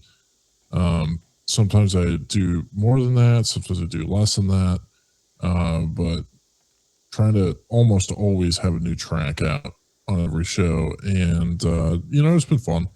It's been a lot of variety of stuff that we've done. We've done a lot of rock, some like country, some... I've been getting into metal music recently. I did, multiple EDM albums, and it's been cool. Yeah, that's kind of the flow I'm getting into with P.A.Z.NIA now. Working some of the characters and such in, but once a week I try to come out with a skit or an ad or something, quote unquote ad. But yeah, that's cool, man. No, I enjoy your music. We just played. I've been. There's been too much stuff to work in. We've been doing a lot of live stuff, so there's been less time. But this earlier today, there were three tracks played. Always got to play the Sailor one. The Sailor Fly Me to the Moon. That's probably one of my favorite comedy tracks. I didn't play Pioneers today, but Pioneers is like the second favorite one. And then just the good old classic Non-Compliant 1776. Just tried and true, good classic stuff. Never go wrong with it. But lots more too. Lots more too. Yeah, I think I've done a lot of music about like, freedom and stuff like that. And I think just, from now on, I'm going to be focusing more solely on like Toby Keith type music. Now that I'm a neocon. Toby Keith, right? Yeah. Like, music to like manufacture consent, or like, just take like a lot of like boomer slop, like pro-patriotic, ideas and turn into music. You need a song about Arlington Cemetery. Yeah, Those I are could do always that. popular. Yeah. Yeah. You No, I'm see looking those forward to this new. gravestones. They exist Yeah, so that you can vote. They Words are already died coming to for you. your right. You just channeled genius. I'm a huge fan, and I'm looking forward to this new chapter in your story. I don't know. I mean, I might like have the flu or something. This might just be an extended, like, something's wrong with me since the 4th of July, and I might snap out of it. But were you around any cats on the 4th of July or something? Maybe you got like that, something like that bacteria parasite, and it's like mind controlling your brain or something. yeah, I mean, maybe I forgot and went to Taco Bell or something. I don't remember going to Taco Bell. Well, from what I've heard, you'd remember a portion of it, even if you don't remember one part of it. So, I think you would know about that part, about Taco Bell. Yeah. But anyway, I guess we'll do one more question here. This is something I was dropping in the PAZNIA Radio network chat. We won't keep you too long. And our Freedom Pioneer focus segments are shorter anyway. They're just more casual discussion, getting to know a fellow Freedom Pioneer, musician, credentialed journalist, all those good things. But someone dropped in. I didn't know what I was getting into. I thought this was just a project, but it's called kosher.cash. Is the link that was dropped in, and the top of the page is Zcash, built with Israeli cryptography. Zcash is a privacy-first digital currency co-developed by researchers at Tel Aviv and the Technion, Israeli Institute of Technology, alongside Johns Hopkins and MIT, a coin rooted in world-class Israeli science, as featured in the Times of Israel. So it's a troll like Zcash Israel. This is funny as shit. I'm gonna have to look at this later. But have you heard of kosher.cash? I've heard of Zcash, and I've heard of the Israeli connections. I'm sure Udi would suggest that, saying that even if it's built entirely by Israelis, saying that it's connected to Israel's like anti-Semitic or something. But oh, that's hilarious. Yeah, I mean, I guess if Zcash is created by Israel, then maybe that means that that's the neocon cryptocurrency. Yeah, maybe. I think you may have uncovered something there. Yep. Only here at Life Times of P.A.Z.NIA on the PAZNIA Radio Network. Place making the most important connections. But no, I don't really know much about. I guess with Zcash that I'd been familiar with Monero about the same length of time, and I wasn't a fan of the optional privacy in Zcash because most of the transactions were, and apparently that's not a good argument against Zcash, but that's what turned me off away from it, like 4 years ago or something. And then there was the I don't like the miner tax or whatever. And kind of the foundation part of it. I don't know anything about them personally, but it's just, if there's something better, then I'm going to that. And I think Monero's better, in my opinion. But yeah. Yeah, I don't know. I mean, I just never gotten excited about Monero because of, I mean, I think like if there's going to be whatever the next generation of like privacy coin or cryptocurrency or, whatever it has, like it needs some sort of like good consensus mechanism. And like if you're going the route of proof of work, then there's been a lot of attempts to do kind of like like proof of stake or just ASIC resistant mining or whatever, and I just don't think it's very long lasting. And so I see like these tools like Monero being kind of like a stopgap where, you know, it can facilitate a lot of useful economic activity, you know, or create like the social groups or networks, but I don't know how long lasting it will be. If that makes sense. That's a totally fair point. And I was just saying earlier how most of my planning is like a few months ahead. And my cryptocurrency, like planning for the future, is like well, as long as it's like in terms of like it being usable is like usable for freedom. I look like 5 to 10 years in the future. And yeah, I guess 5 to 10 years ago, that's where I would have been at with Bitcoin. Is, you know, it's useful right now for freedom pioneers. It's still, I mean, it's still useful to me. To you know, to a good extent, especially I guess the Lightning and Zap.stream route. That's really where Bitcoin is shining. Is, I guess, the, you know, the second, third layers. But Monero, yeah, like Monero is kind of I got another 5 to 10 years with Monero is kind of the way that I see it. I don't like this shit is developed so fast. Or I guess things are progressing so fast, especially with AI now. That, yeah, I mean, it's, yeah, who the hell knows what things are going to look like in 5 to 10 years, what the solutions will look like. But yeah. I don't know. I mean, Richard's a neocon now. I think stable coins have won. So I think we should have private stable coins. Everyone should just issue their own stable coins. You know, we've got clear regulation now from the government. Anybody can do it. We can export inflation to the global south. All our problems are solved.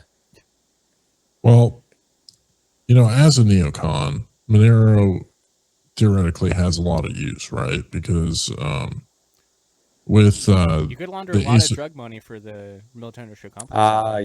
Yes. Yeah. Well, yeah. You know, with the ASIC resistance, like you know, who has like most of the CPUs, which are, you know, you're able to mine. The CIA, of course. CIA, NSA. Yeah. CIA, Mossad, or their private naval intelligence, etc. Yeah. Private firms. And then yep. Yeah, and so then you get bunch of you know, well-intentioned individuals operating in black market activities to you know, provide liquidity for them. It's just, you know, there's always a use case. I mean, like, you know, Bitcoin's useful for the neocons, so is potentially Monero for sure. I can see that. Yeah. Unfortunately, I can too. But I mean, you know, I mean, we'll have to see. I mean, the thing talks about this, like the way to find out if a tool is actually usable is when it starts getting fucked with. So I don't know if Monero's really actually gotten fucked with that much yet.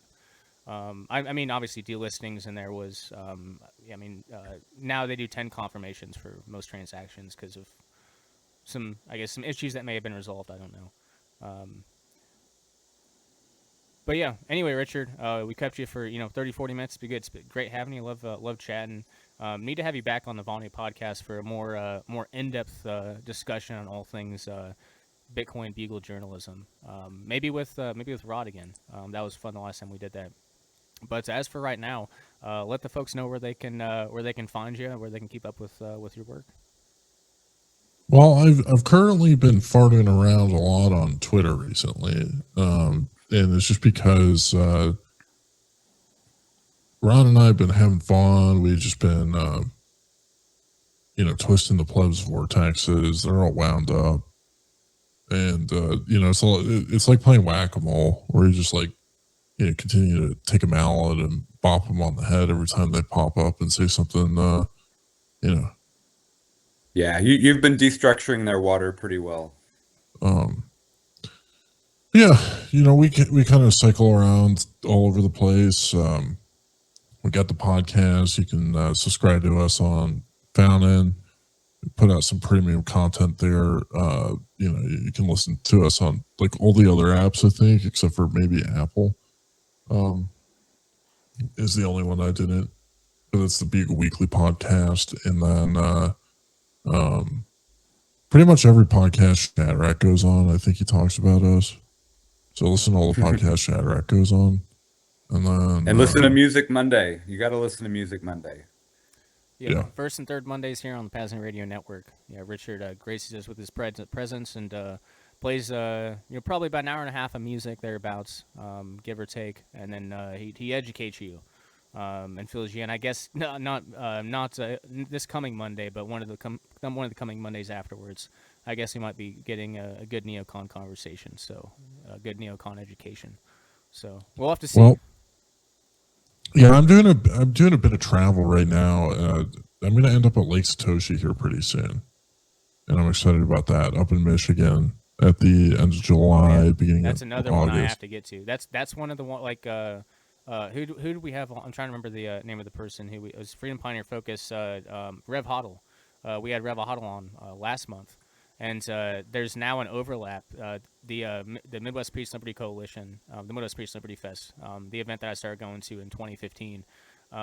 There's finally some overlap between the Bitcoin community and that one now. So Rev Hoddle was familiar with it, and apparently they're kind of overlapping events to a certain extent or something. So it's cool to see the, I guess the interflowering of networks per se. Totally. Yeah. But yeah, I mean, I guess like my final. I mean, that's really exciting. I like Rev Hoddle, but my final words to the listener guys. We have the most important election of our lifetimes in front of us. We have the midterms, and democracy's on the line, and you see all the problems happening around us in society. Just remember, the only way out is to vote harder. You just have to vote harder, vote smarter, and we'll fix this through democracy. All right. Well, thank you so much, Mr. Richard Dick Reeser.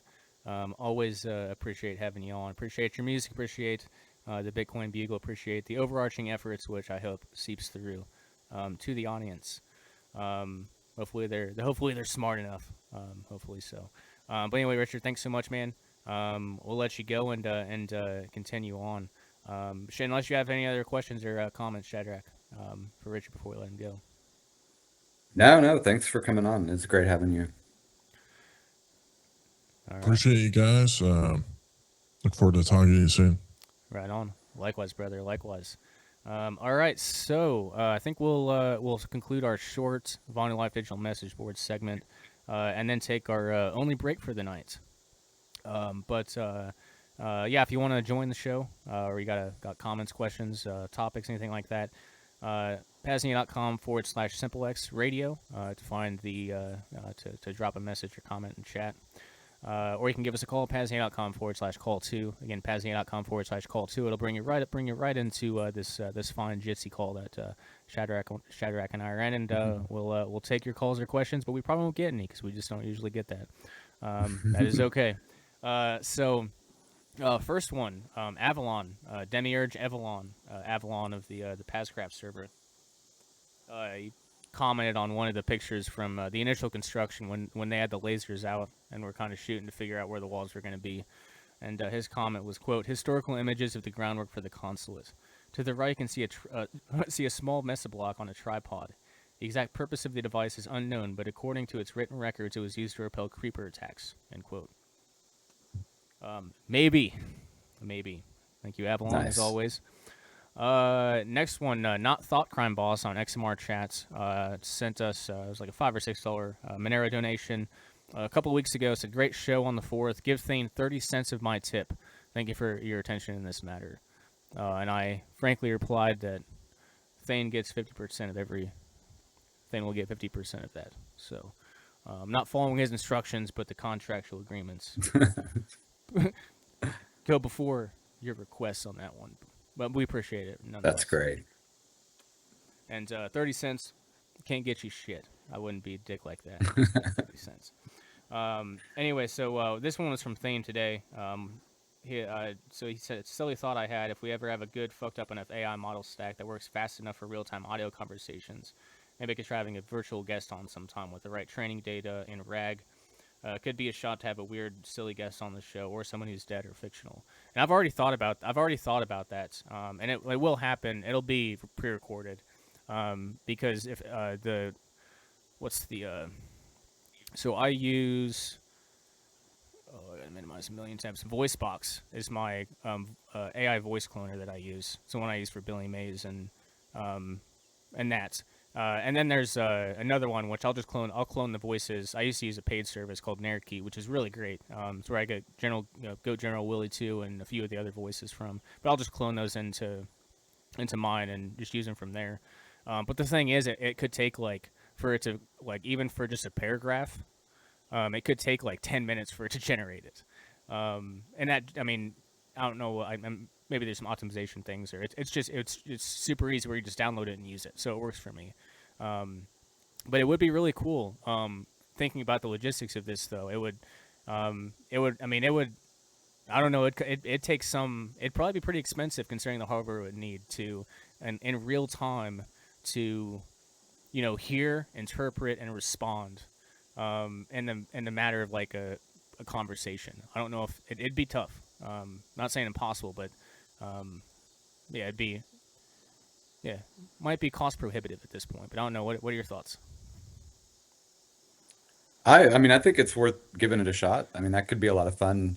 I would love to interview Rayo, and we could just make a language model with all of everything about him in there. I think it could be a lot of fun.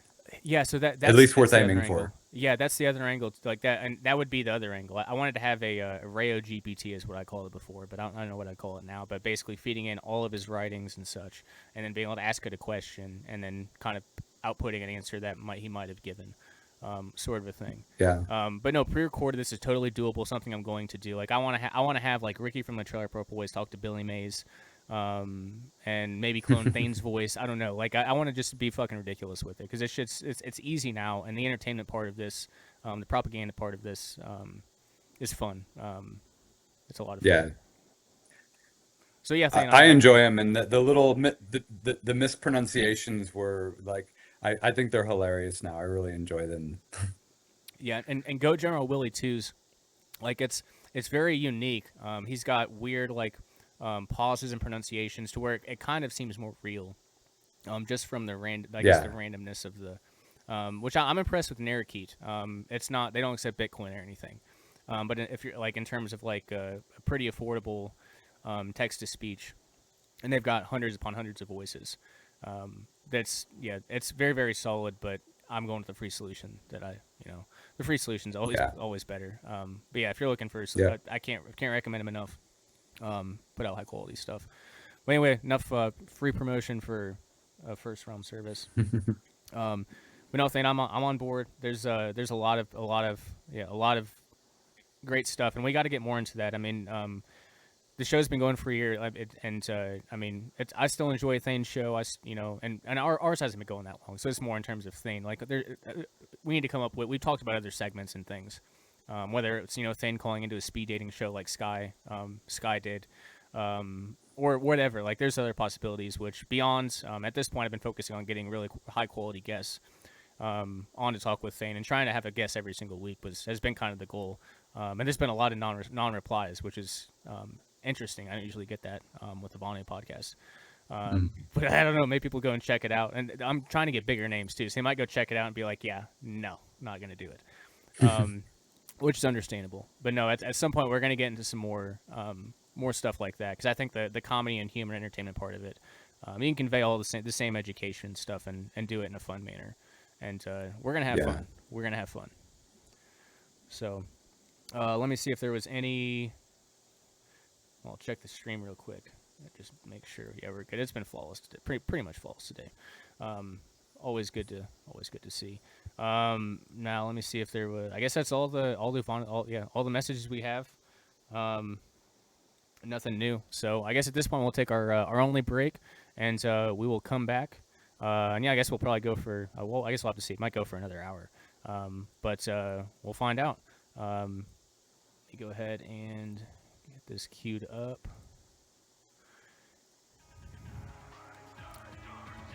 All right, we'll be back momentarily with more of the Life Times of P.A.Z.NIA, a monthly news show from Veritas. Staying by. See you on the other side.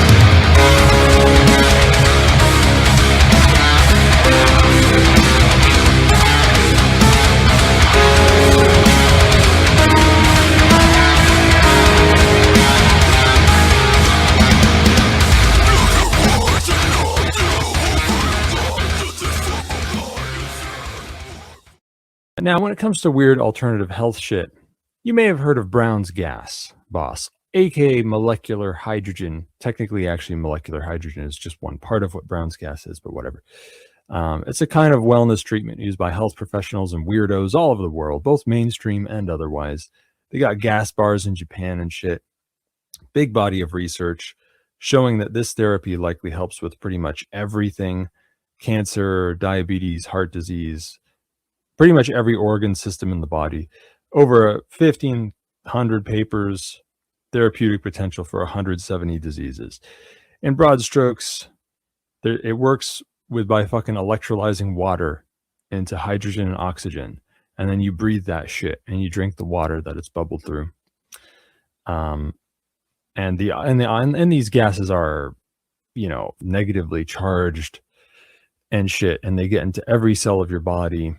It's probably how magical healing springs work, at least partially. The water is hydrogen enriched.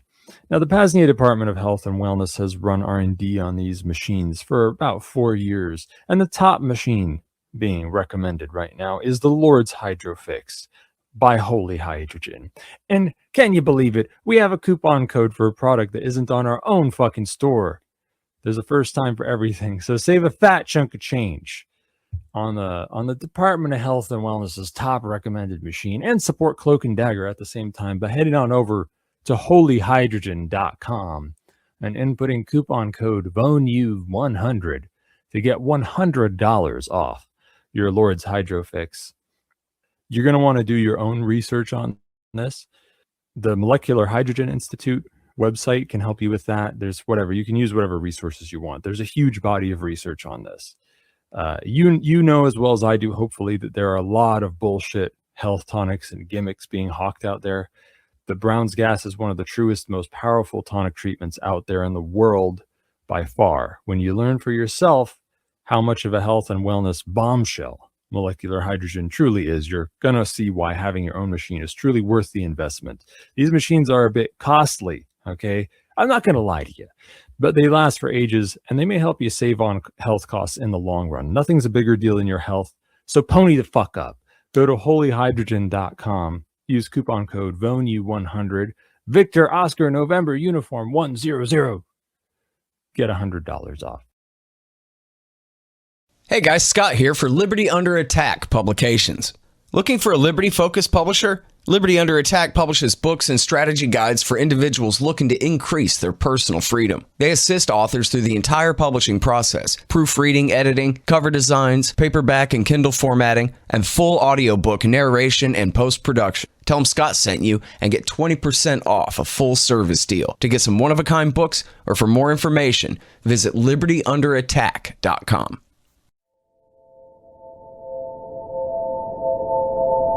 Liberty Under Attack Publications is your source for all things self-liberation. Featuring high-quality agorist and anarchist fiction, Paul Rosenberg's A Lodging of Wayfaring Men, and his The Breaking Dawn are two great starts. The Brushfire series by Matthew Wojtecki is stellar, #Agora, and more. Save Bitcoin or fiat by buying a bundle, such as the Strategy Sample Pack, wherein you can explore a few different strategies to the problem of freedom. At Current, Vonu, Ben Stone's Vision, and Second Realm, book on strategy. And once you're inspired to take action in your own life, head on over to the Ghost Pads and Privacy Tools tab to get yourself a Ghost Phone and Ghost Pad, and secure your communications from both the public and private spies. Stock up your home apothecary with items from Aura's Apothecary, black drawing salve, comfrey salve, natural insect repellent, and much more.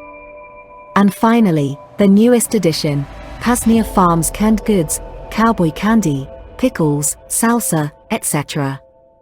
Of course, all of the canned goods and the apothecary items are made with the highest quality ingredients, some grown here at the homestead.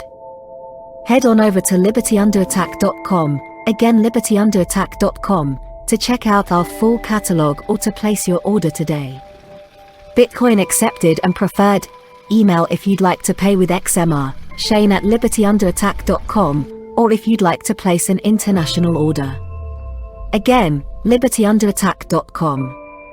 Liberty Under Attack Publications. Share your story, find your freedom.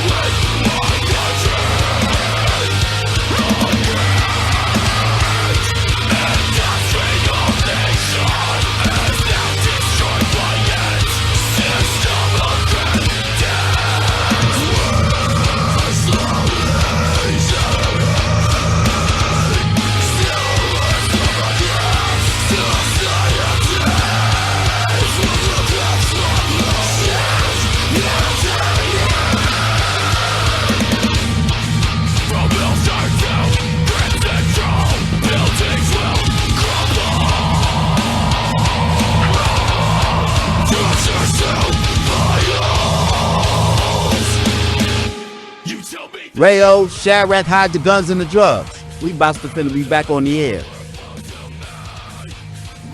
This is the Life and Times of P.A.Z.NIA, a monthly news show from Veritas. Now, your humble hosts, Rayo2 and Shadrach.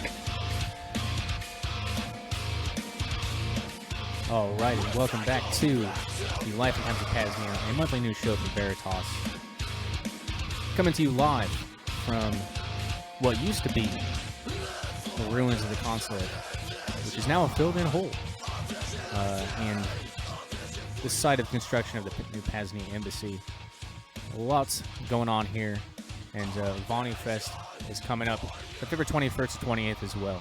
So it will be a flurry of activity here at the Free Republic of P.A.Z.NIA, the Veritas node. But we are back from our only break this evening. Welcome back, Shadrach.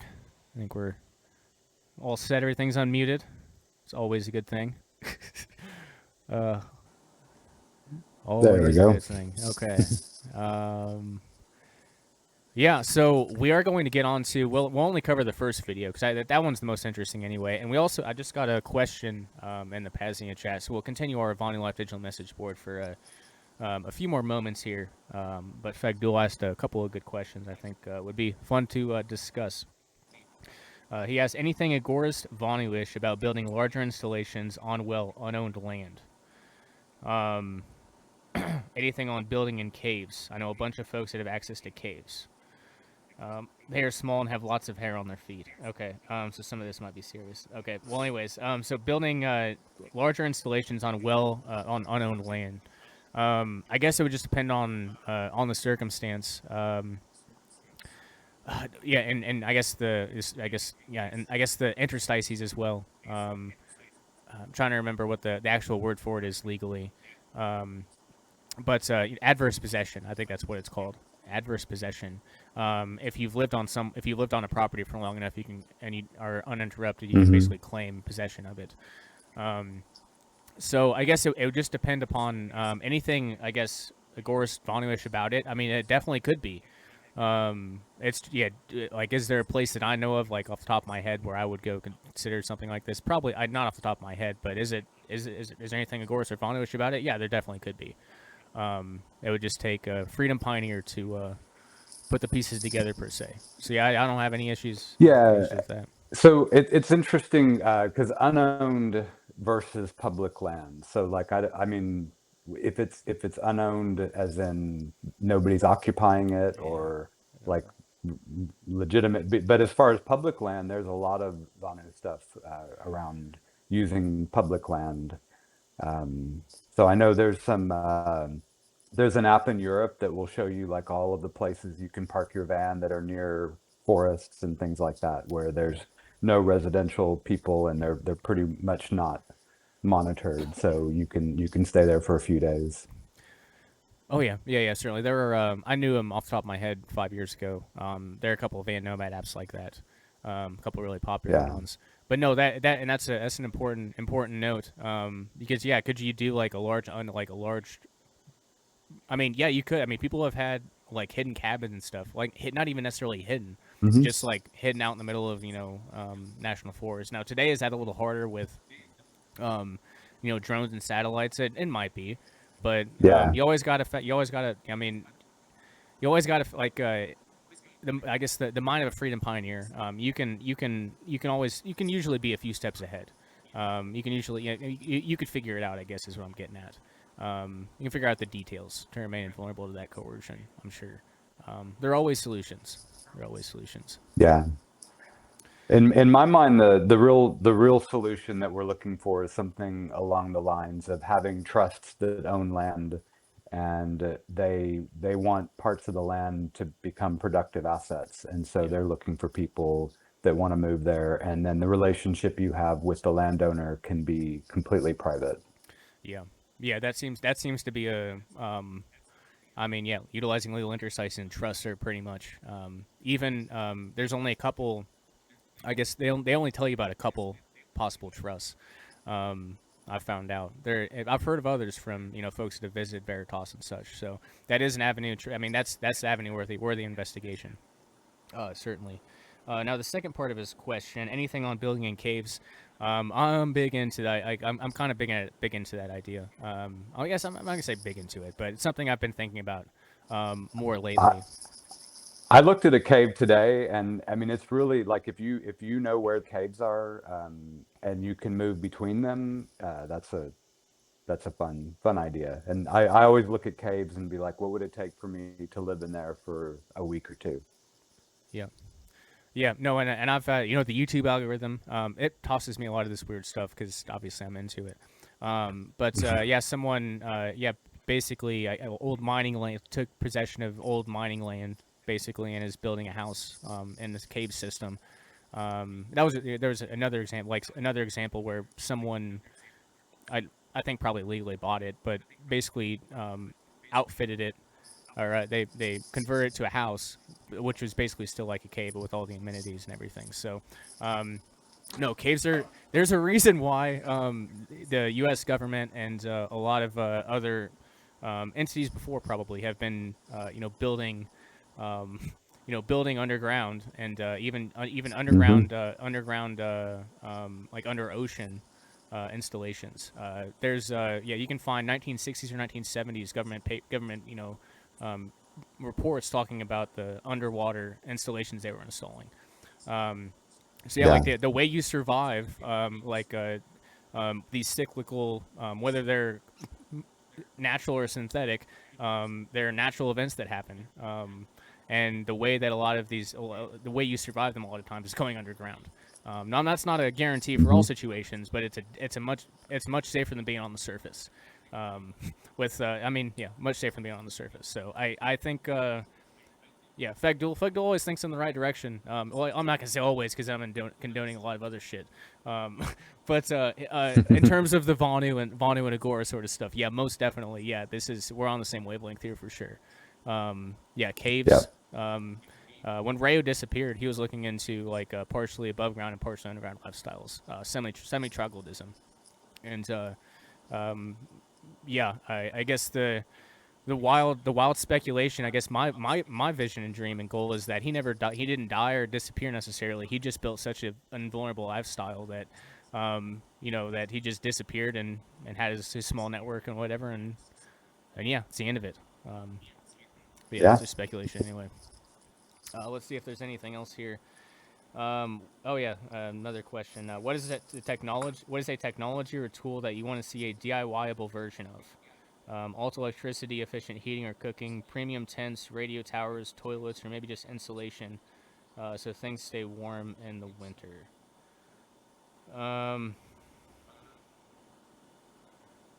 That's a good question. Well, I suppose the DIY, like the thing the tech hurdle I'm dealing with now is like shortwave and radio. So yeah, I guess that would be my first answer is more like I guess DIY easy, pirate radio or shortwave. I could give a better answer if I thought about it, but that's the first thing that comes to mind for me. What about you, Shadrach? What's coming into my head is like almost like having junkyards and being able to really like reuse metal and circuit boards and different kinds of material that we can find. So like where AI allows us to like, you know, do new stuff, if we had maybe machines that could like rebuild equipment into our own kind of new configurations, something along those lines. I'd like to see a lot more, I'd like us to be able to make a lot more stuff ourselves, basically. That's a much better answer. DIY. It's a much better answer than what I give. Yeah, I agree with that. Yeah. Certainly. All right. Any comments on the Lakovsky multi-wave oscillator or other impulse-based health devices? Recently learned that this stuff is likely very much legit. I'm trying to think. There's different. I know what he's talking about, and if I Lakovsky, there's another. If I know the other word that this is called, it'll jog back my memory. Well, we work with an alternative health guy, and we're actually moving some equipment out to Prague right now for a decentralized health clinic type of thing. But yeah, these are, I mean, I've been hooked up to this scanner. They just clipped electrodes to my toes, and it was able to find all kinds of like blockages and where I'd had injuries. So, I mean, I was pretty blown away by what you can do with this stuff. Yeah, I wish I had a more substantial answer for you. It's so close. It's so close to the front of my mind. But I can't recall specifically what this exact. Let's see here. I'm on the Wikipedia page. Just jog my memory. Used for around the treatment of cancer. Main circuit basically consists of concentric rings forming electrical dipole antennas having capacitive gaps opposing each other by 180 degrees. The circuit is fed with high voltage and high frequency impulses from a generator, usually a spark gap, Tesla coil, or Odin coil. It's supposed to create a broadband frequency spectrum of low amplitude. Okay, so it's kind of, okay. Yeah, can't give you a substantial answer on that right now. That was probably like 3 or 4 years ago deep dive into health that I just don't recall now. But yeah. Nothing for me, but obviously deep into all of these things when I have the time and bandwidth for them, which has not been this year. Yeah, appreciate the question. I definitely think that the tech is real. Oh, it's real, yeah. Whether it's fine-tuned yet or you know what all we can do with it. I mean, we're electrical systems, and we should be able to do a lot deeper diagnostics than we're able to do with stupid MRIs and stuff. Yeah, and I just read a week ago, and this might be like I read things and I kind of look into them briefly, and then I forget about them, and then I have to try to track back where. But I just saw something in the past week or two that's Donald Trump's uncle John, MIT professor, who was the one that went and got Tesla's papers after he died. He also came up with a cancer treating device like this, similar to this. I don't know. I don't always recall the words and the definition. It takes a lot of fucking work for me to do that. I remember the important parts, and that's how it can be used and what it's good for. I used to give a lot more time and stock into sounding smart. I don't give a shit about that. Like I don't care about sounding like a fucking doctor. Yeah, I don't care. I care about the results. Doesn't matter about how fucking smart you sound, especially when it comes to health. All that matters is results. Yeah. So. Yeah, well, thank you, Fagduel. I will maybe, I'm not going to promise you, but maybe I'll come up with a better answer next show. But let's get on to our second round of strategy session here, which will be an interesting logistical thing. So Shadrach, you'll be able to hear it, but you won't be able to see it live because I cannot screen share on Jitsi for some reason. So this video, we'll get her fucking pulled up. All right, so It's by Kirsten Dirksen, someone that I've been familiar with on YouTube for a long time. She's got a channel, which I'll probably have to tell any of you about it. You're probably familiar with her too, but she does a lot of videos of alternative lifestyles and shelters and all that sort of stuff. But this one, it's called Solo on River Shanty Boat, Quit City to live free at edge of society. So we'll go ahead and watch this. I'm not sure. I don't know when we'll stop. I might stop it, pause it at a point to talk, and Shadrach, if you got a point you want to stop and comment on, let me know. But we'll let this roll, pause when we need to, and watch along and discuss. But yeah, let's learn about a very plausible, cheap way of living, and not so far away. Tennessee's not that even far from Southern Illinois, so this ain't that far from me. It's kind of right near the center of the U.S. too, close to the center. So. Yeah, let's dive in. Awesome.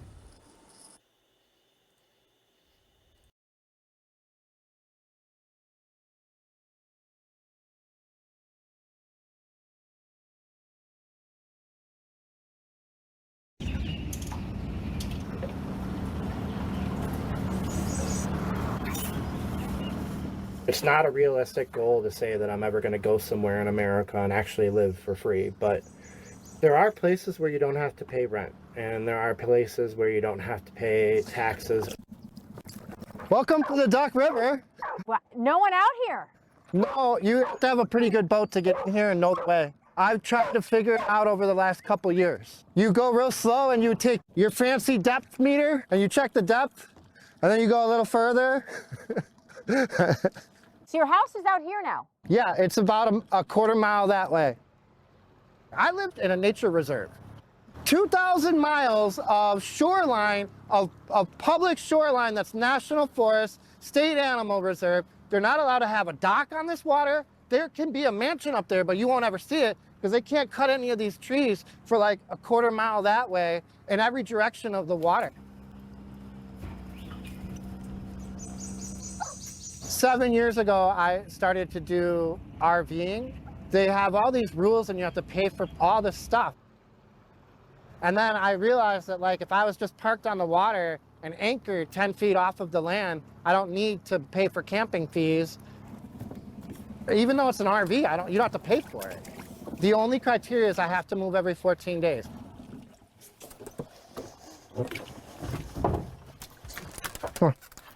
When I lived in an RV and in a van, I would end up with all these weekly and monthly permit fees for just staying in public property. A boat, you don't do that.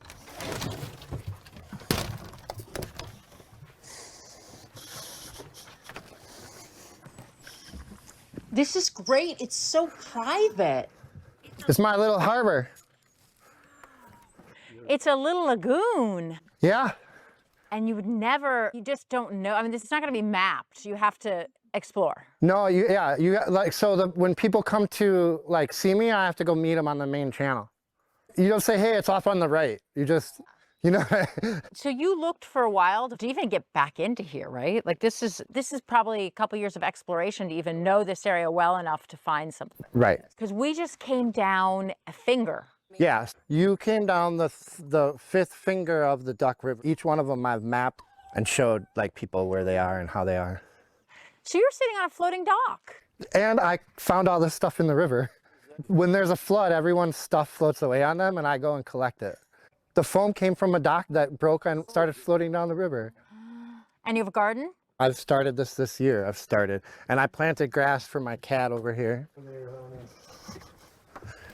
Everything you can think of you have in a house I have in here. Just smaller. Yeah. All of my kitchen stuff is outdoor, indoor. It's all movable. So this goes inside it. The mosquitoes don't affect you now, but when the sun goes down, come out here and you'll die. So my sink goes inside too, and there is no plumbing. So I wash with the lake water, rinse with fresh. And then back here, I also have same thing hanging here. And then this is, if I use the bathroom, this is where I wash my hands back here. So I have 3 running waters. And then this is just, and I shower in the river water. This is my shower. Living on water, you get your own water. That's the main thing, is that you're not trying to figure out how to find water because you're actually living on it. And how I do my dishes with this water. It's clean enough? You don't want to drink it. You want to filter it before you drink it, but it's perfectly fine to do your dishes and stuff in. That's why I do my laundry out here too. It's just the water's, I'm on the resource. Yeah. The propane, I use this big, I never buy little ones. So you fill these with this. So these are expensive. This is only 15 bucks to refill. So you turn them upside down and you fill these. And then I can cook and do my little buddy heaters with these. Here's the propane tank that runs the refrigerator. Not much food. No, tomorrow I have to go get food. So this top shelf would be all meat tomorrow, and it's only propane. So you have your panels here. There are two right here. 300 watts of solar, 150, 150. And then I have a 400 watt and a 600 watt that I put up in winter. So this is an island. So you're really living on a private island in a way. Well, but remember, it's national forest, so it's our island. Okay, our island. It's a public island. You're the only one docked here. Right? Absolutely, yeah. There's no other boat that could get in this water like this. So what are you looking for a boat like this? I mean, it looks like you're just right on the mud. I'm not, I know, no, I know. That's literally 6 inches of floating. Okay. So what I bought was a boat that can hold 6,000 pounds, and I built a 1,200 pound house. This is how you move around in the little water. Okay. That's why I don't worry about getting stuck too. So like if I'm in here and I'm trying to move out of here, I use this just like a raft. Do you really? Yeah, this is how you move it around. That's the best part about tiny houses on water. You can move them with your finger. You don't need to call a tow truck or pay a bunch of money. No, you can do it with a kayak and an oar if you have to, and you move your mile and you're done. Oh, so you don't even have to power up if you didn't want to, if you had a little current. No, exactly. That's the main thing, like the gravity goes away on water. The thing doesn't weigh anything. You can literally move it. You just push out there and go, and then come back in on a mile and you tie up. Like a gondola. Perfect, yeah, yeah.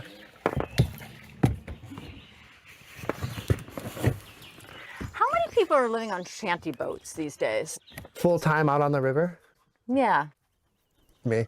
Really? There's not one person that does this here, anywhere. What happened? Because there used to be. The rules changed for a while, and once it moved to moving, people won't do it. Nobody wants to be a nomadic. Right. I love the front of this. It's like a little house. Yeah. So the colors, my mom's passed away, but this was what my mom would have painted it. Was she alive when you did it? No. Part of me doing all this, I kind of had a professional life, and my parents wouldn't have been okay with me doing this. And once they passed away, it was my free shot to... What was your professional life? I was working at a bank, telling people how to close their mortgage and what to pay off their mortgage. And I used to just give financial advice. It was boring. Basically, as I grew up, I started to learn there's two answers and two solutions to not having enough money. One is to make more money, and you really don't have any say in that. And the other one is to spend less money, and you have all control over that. So you have wooden... Cabinet here, just like this, another cabinet. Oh, I see. Yep, 2 storage. And then the entire bed is cat litter, cat food, laundry, tools. There she is. And if you look under the mattress, it's just... Plywood. Yeah, simple. Yeah, the whole build is simple.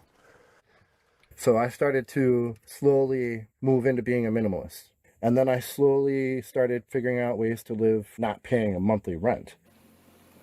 I spent about 5 years of experimenting with different setups. I bought and refit a sailboat for $5,000 and then lived on it. And then I moved around the national forest and lived for a year for free without paying rent. And it's actually pretty good. Trying all the different nomadic lifestyles, I'll tell you, it is hard to park an RV for free. So the idea of being able to just drop an anchor anywhere you're at on the boat and not have to pay someone to drop that anchor changes the idea of living for free immediately. You just anchor. You can drop your anchor. So if you're actually comparing 1 square mile of land that you can park on to 1 square mile of water that you can park on, the percentages are so different, they're not even comparable. The moment you move onto water, you're able to use almost 100% of it. KK Bridge, Joel, over. They're calling for the bridge opening. I started on Lake Michigan in a sailboat. You know, when you go online and you look at ways to live for very little, the first thing that pops up is sailboats, because you can move without gas. I fell for it, and I lived on Lake Michigan for a long time. You can see he wants to come out. I don't want him out when I'm sailing, though. But then in Wisconsin, you have to leave 6 months out of the year because the lake freezes. This spot, you just found it. I Googled where do people live on the river. This area, most of Tennessee, a huge chunk of Kentucky, half of Alabama, a huge chunk of Mississippi, almost a quarter of Georgia, was purchased by the Army Corps of Engineers with taxpayer money. They then made all these channels, moved everyone out, then they flooded it. Now, before they flooded it, it was all taxpayer property. It was all public property, and once they flooded it, the shoreline now here is public property. No one lives on that property because it was all purchased prior to starting this huge endeavor, which makes this place special.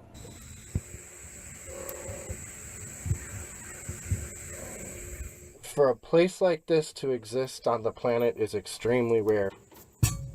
When 99% of the shoreline is public access through 4 states, hundreds of miles of shoreline. So when you add up that square mileage, it is 40,000 square miles of watersheds. It's 1% of America that we're talking that you can float around on.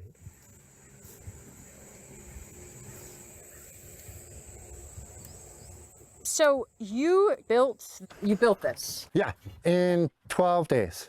12 days? Yeah, in a campsite. So I was off-grid the whole time, and I used solar power to charge the tools. So I bought a boat like you would normally see with 17 seats on it. It's all glued on, like a normal pontoon boat. Then I stripped everything off of it. I'm not going to use 2x4s for the walls because look how much heavier that would be.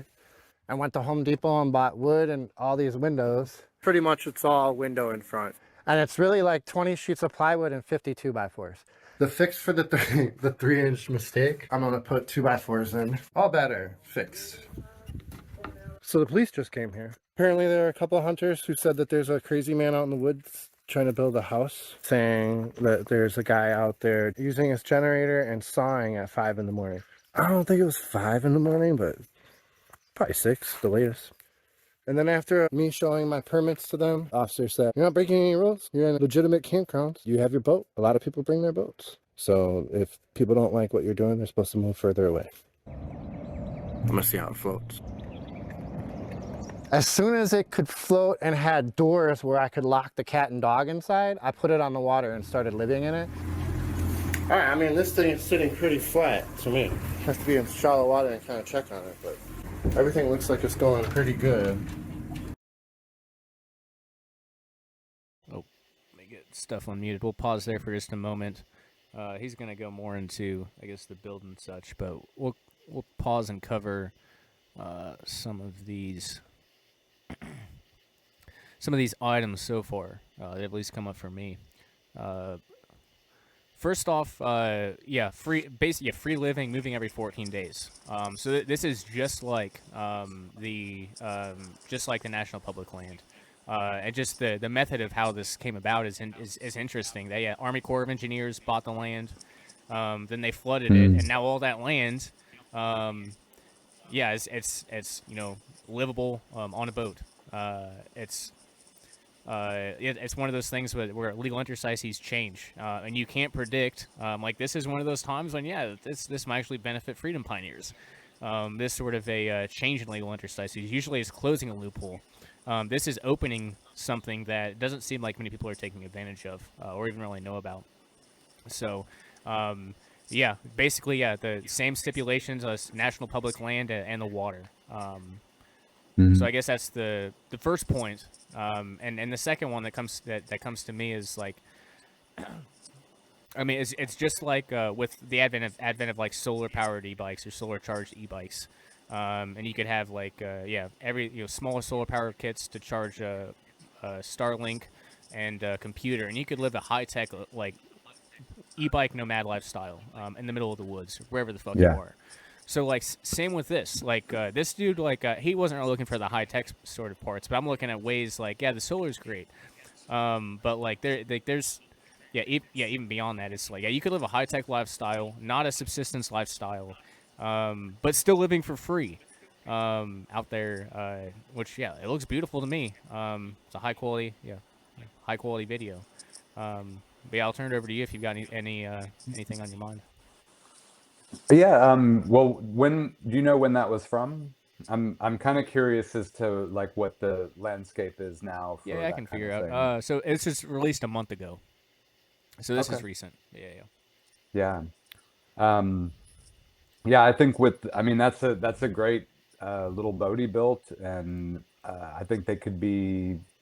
I guess with all the van life and nomadism, it's. I mean, what kind of standards are you willing to, go down to? Exactly. And then also when you have families, or I mean, minimally a spouse, there's different requirements for Yeah. a comfortable lifestyle. So I think moving could be a very simple thing and could be made a lot easier. I think modifying some of those designs, making it more, not necessarily automated, but where it's just kind of something you do on a regular basis and it's very simple. You're not, going out on kayaks trying to do stuff. I think there's some levels of comfort you could add to the whole moving thing. And even make it part of what you do. I mean, maybe you do some forest, food forest type of stuff in different areas. Toss some seeds out here and there, and then you're able to do a circuit where Yep. you're Guerrilla gardening cultivating plots. things as well. Yep. Yeah. Yeah. No, like that. That's And that's then amazing. Yeah. He's doing. It's the possibilities are endless. But yeah, please go ahead. Yeah. yeah, and then just like what would the authorities tolerate as far as if we actually put this out there and like we can start building these, let's start moving people out here, we can create a boat community on these properties as well. Like if we had 30 of them out there all moving around, would they start to then go, I don't know about this? Yeah. So Yeah. I'd No, like to that's a push point those too. limits if it is legal. And then the last thing is he did mention the cops checking his permit. So I don't know, is that a permit to build a boat? Is it the permit from the original boats that he bought? So that would be interesting to find out. But Yeah. I That's a would good love question. to make a plan and try and replicate some of this stuff. I mean, it's certainly in our neighborhood or in our get toable areas, Yeah. the ones that he mentioned. So that's a great video. And we were just talking about water stuff. So Yeah.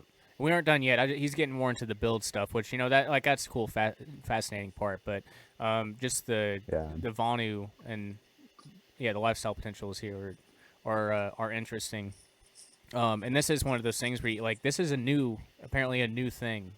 Like they just flooded it recently, so this is a new interstice.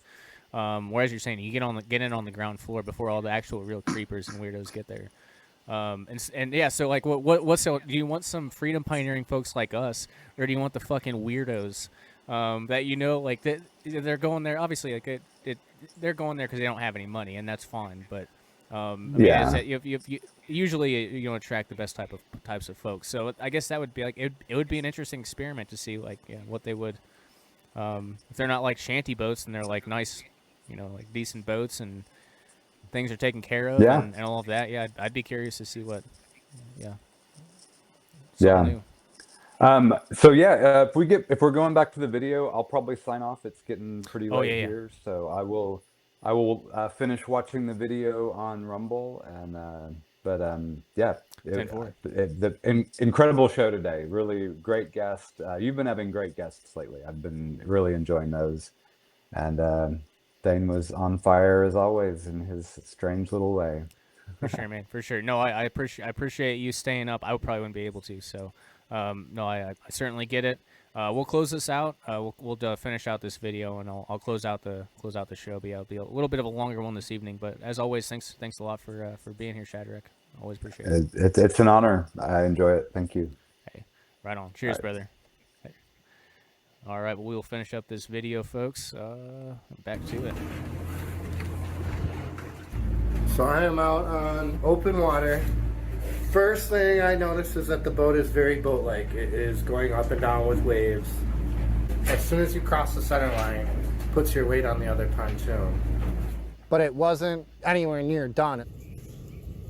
And then every week I'd go and get material and take it out to any island and work on it. So the cedar is the outhouse. I do have some storage under the sink here. So this kitchenette is completely rustic. You can see all the screw holes. I use cedar fence, cheapest backslash you can buy. And because it's cedar fencing, it can handle whatever you throw at it. I did take the time to underscrew because I want this to look like a bar. The bar completely encloses the controls. The bed is in. Haven't done storage underneath the bed yet. I have not started working on the bathroom, although I bought my toilet. If that's what's stopping you from going on your adventures, get over it. It's not that bad at all. What do you have for a heater? Fireplace. Mini cubic. And then this is the water tank that heats the coffee. Oh, it's great. Isn't it awesome? It's my favorite thing in the world. But it's so tiny. It's so tiny, but it's so warm. So like the other thing is when I started, there was no insulation. So the walls were all this. And then everyone's like, you're burning through your firewood so fast because you don't have insulation. So last winter I was bored. Went to the store and I got insulation, and then all those boards above, I still have some right there to do the cedar. So I bought cedar fencing. It's super cheap. And I put insulation in that I got from a remnants of a house that they were building here. And I just put it in and screwed this in. I'll tell you, there's a big difference in the heat from having that now. But I went 5 years with no insulation, no nothing, and I was fine. All I do in winter is I find driftwood. I spend about 2 hours a day cutting that day's worth of wood for the following day. I stack it here. But I am burning cypress in here. The smell coming off of this fire is something amazing. These drying racks work really good. So this was sitting like this for about 25 minutes. And you see how it's gotten the moisture out right there? And then as the one that's burning down there is burning away, you can dry this one out. You think about the old shanties, and a lot of times that was economic, like just people necessity, right? Yeah, so originally the beginning setup of the shanty boat was you made your own boards by hand. So when you built your farm or you built your house, you cut that tree down and you hand sawed that board, so you would never walk away from a board ever in your life. So you took the board from your farm, whatever you didn't sell, like whatever shed or whatever barn house that you didn't sell in that house where you were moving away from, and you built your shanty boat with it. You took your oven and your animals on that boat, and then you really went to greener pastures. You went downriver, only downriver, no other way to go. And you go downriver till you find a nice place to live, take the boards apart and rebuild your house. That was the original shanty, and that's how that worked. And then the Great Depression came and it became a liveaboard boat. So the shanty boat had to have two criteria. You had to build it and you had to live on it permanently. It had to be an actual home. So that's a shanty boat. Now we're moving into this where they talk about it's a lifestyle. So you'll get people who will buy a factory houseboat and live the shanty boat lifestyle on the weekend. So that word just changed to be lifestyle rather than an actual boat, you know? But in reality, the whole thing was getting away from the taxation of land, the requirement to pay money per month to a landlord or rent, and basically being able to fish and grab, you know, stuff from the water.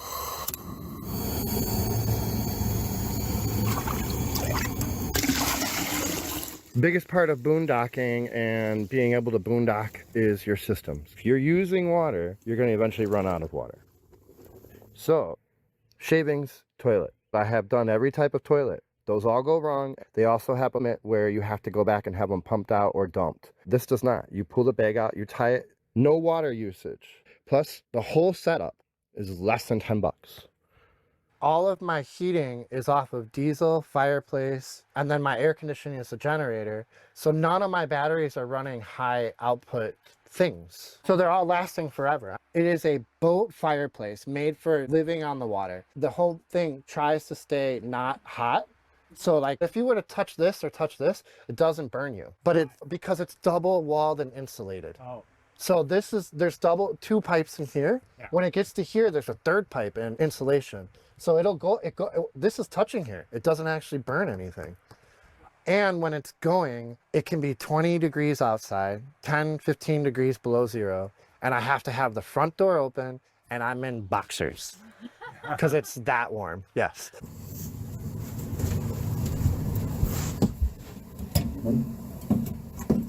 If I look at myself when I was 30 years old, the first thing that stands out was I had a house and I had 2 cars.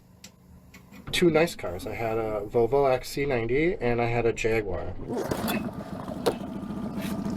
The car payments were about $800, including insurance, a month, and the house payment was, including insurance and taxes, was $1,700 a month. Together, it's a better part of $2,500.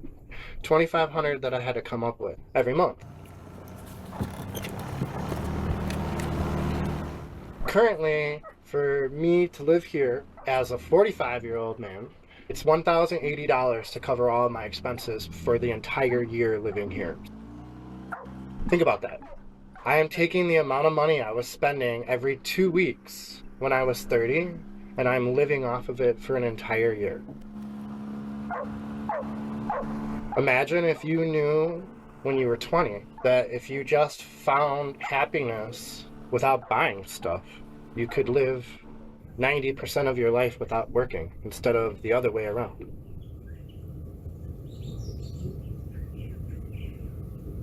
So how do you choose a site for a home? The wind and the sun. Like in winter I would need the sun or I'm running my diesel heater and a fireplace all day. And then in summer, I don't want sun to touch my boat. I don't want it anywhere near my boat. So like in there, right around now, you'll see that whole side on the right is gonna be all sun for the rest of the day. So you would move in winter from that spot right there over to this spot during the day. Here's where we're gonna put the boat if there's any kind of storm. This little cut through goes to the other creek. Perfect little spot right there for not being part of any current, flood, or anything like that. Otherwise, back in here to the right is a good spot too. This has really turned out to be an exceptionally quiet spot where the only boats that come in here are boats where I are my friends and I show them on a map where I'm at and they come and find me. Otherwise, I've never had anyone come in here yet. I've been where I've made the right decision and I have a great night. And I've been where I made a bad decision and it was the worst night of my life. And I thought, when is this wind gonna end? How long is the storm gonna go? There's so much wind right now. It's just overwhelming right now. Holy cow.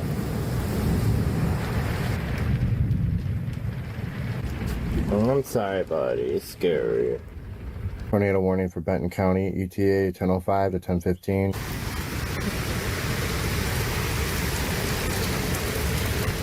Eventually you start to be like, all right, this is serious, right?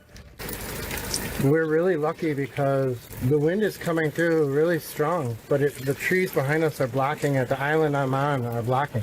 Look how they're hitting over there. And I'm glad that's not hitting us. How often are tornadoes coming through? They call it straight line winds. Since I've been here, I've been in 7, like where they happen within, 10 miles of me. If there's weather, I'll never listen to someone's weather through a human voice. I want to look at the data and I'm not interested in what you're selling me. If the wind's going to be 15, I want to look at that number. Where is it coming from? When is it happening? And that's what I believe. But again, I tuck underneath stuff so it goes up and over. And typically when a tornado comes through me, I'm on the bottom part of the cliff and the tornado gets lifted up over. So I see it. I see the trees falling. I see the wind, but my boat is not moving.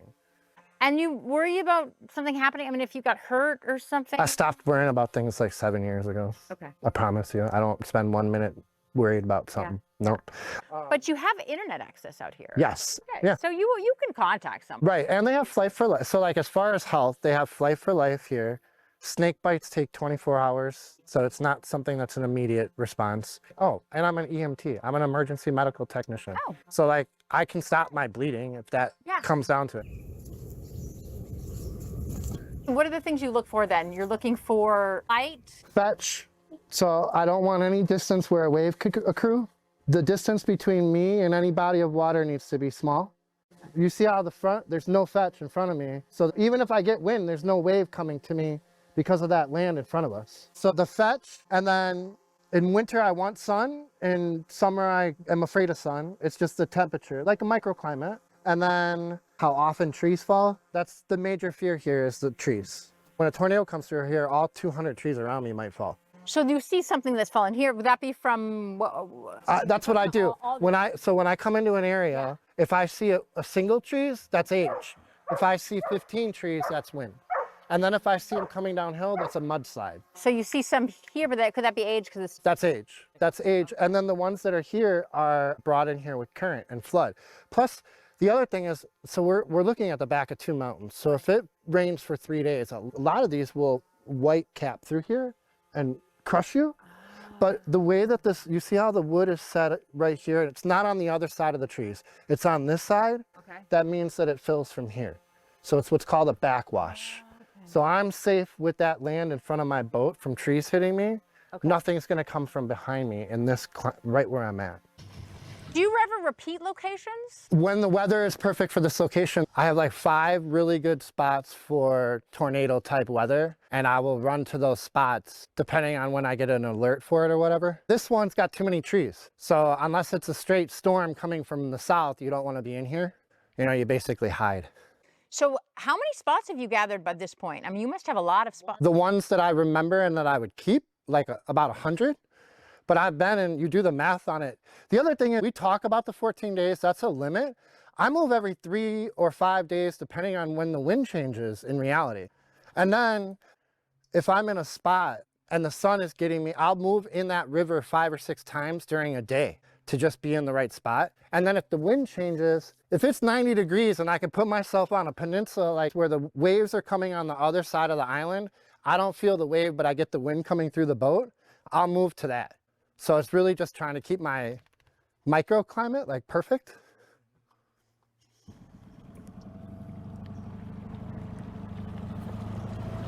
And then depending on the water levels, the place where you're staying will either work or not work. Sometimes you just have to leave because the water got too low. Like this beach up here on the right, I stayed there and the water got so high that the beach left and I couldn't let my dog out anymore. Why? Just because of seasonal? Oh, no, it's dams. So there's, when they take power in Kentucky, this goes down. And when they make power in Pewaukee, it goes up. In summer, it's 5 feet higher. In winter, they drain it all for the animals and you can't get back here and stuff. So right after this all used to be a really nice 10-foot beach. Right here, and now you see the trees underwater. This is all underwater now. But I kept my boat here for 2 weeks. In the shade, the whole time. So it's all day shade right here. And then the bad storms come from the south. So this cliff blocked me from all the storms. So my boat doesn't feel any wind whenever there's a storm.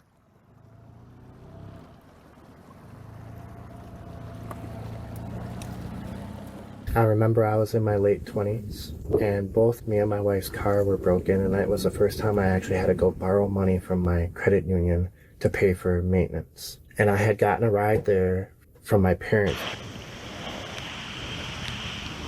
And I said to them, you know, if we made just a little bit more money, everything would be okay. And they both laughed hysterically for 5 minutes at me.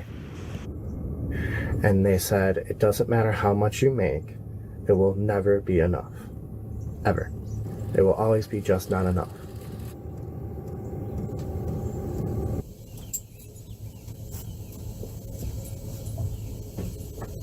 And the advice I wish they would have told me was, if you can find as much joy in a sunset as you can find in owning a Ferrari, you can be a super rich person just by choosing the sunset.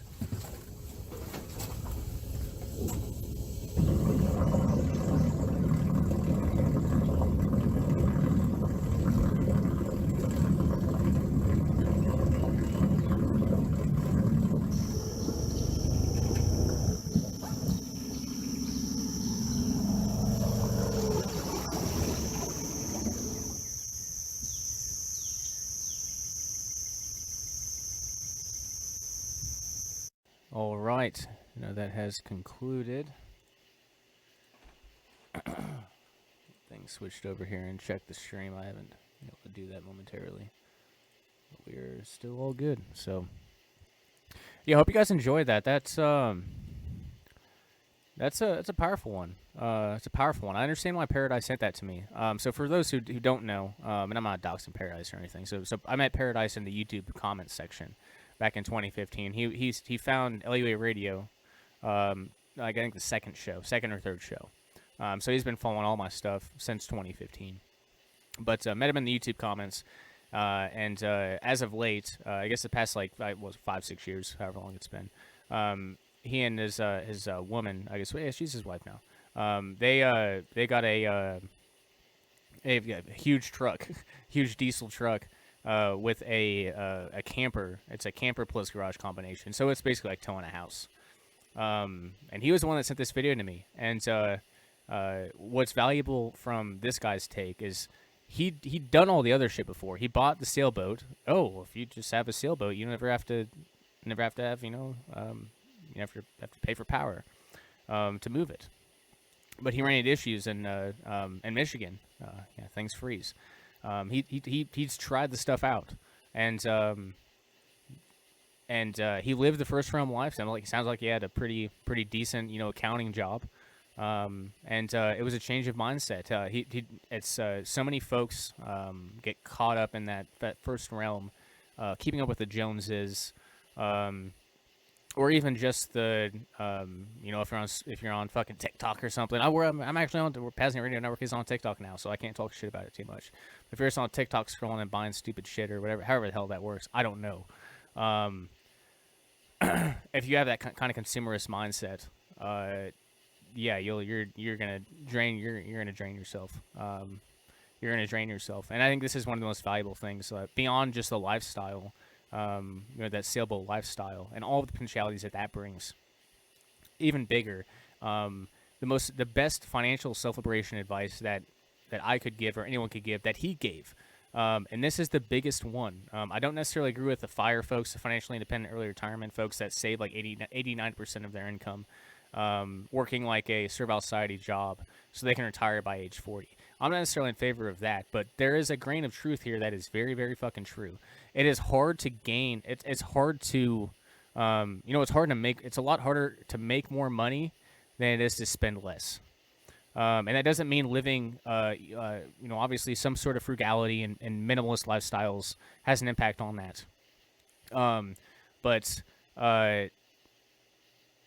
Yeah, it doesn't mean you have to live in subsistence. It just means that you have to find out what you actually need.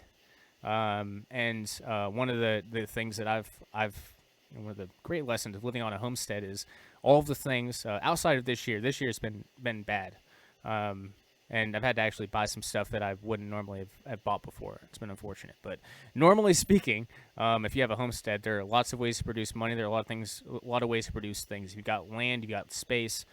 You can produce the things that you need. Some of them, especially like gardens. That's one of those things. Like with this video, like, oh yeah, if I was going to do this lifestyle, I'd have the boat that he lives on, and I would have like just like some shitty pontoon boats with raised beds or something. And you could grow so much food. So yeah, that's an example from the context of that video. Is spend less and produce what you can. And the stuff that you produce nowadays, compared to the first realm shit that they sell you, there's no you can produce stuff for cheaper than what you'd buy. You can produce higher quality stuff than what you'd buy at the grocery store, and it's not even hard. Same thing with like cannabis now.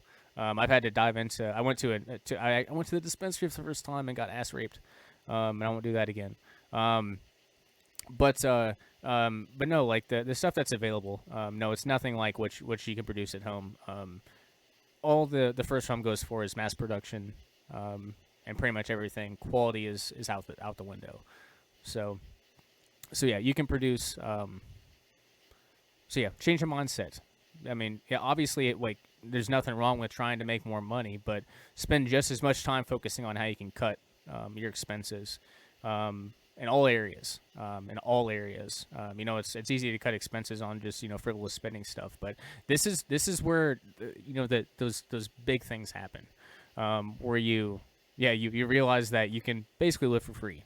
If you can just change your perspective, change you know, where you get your dopamine hits from, where it's not TikTok and it's just like, you know, having a blunt sitting out in nature, like something like that. You know, versus all of the stuff that comes with living in first realm society.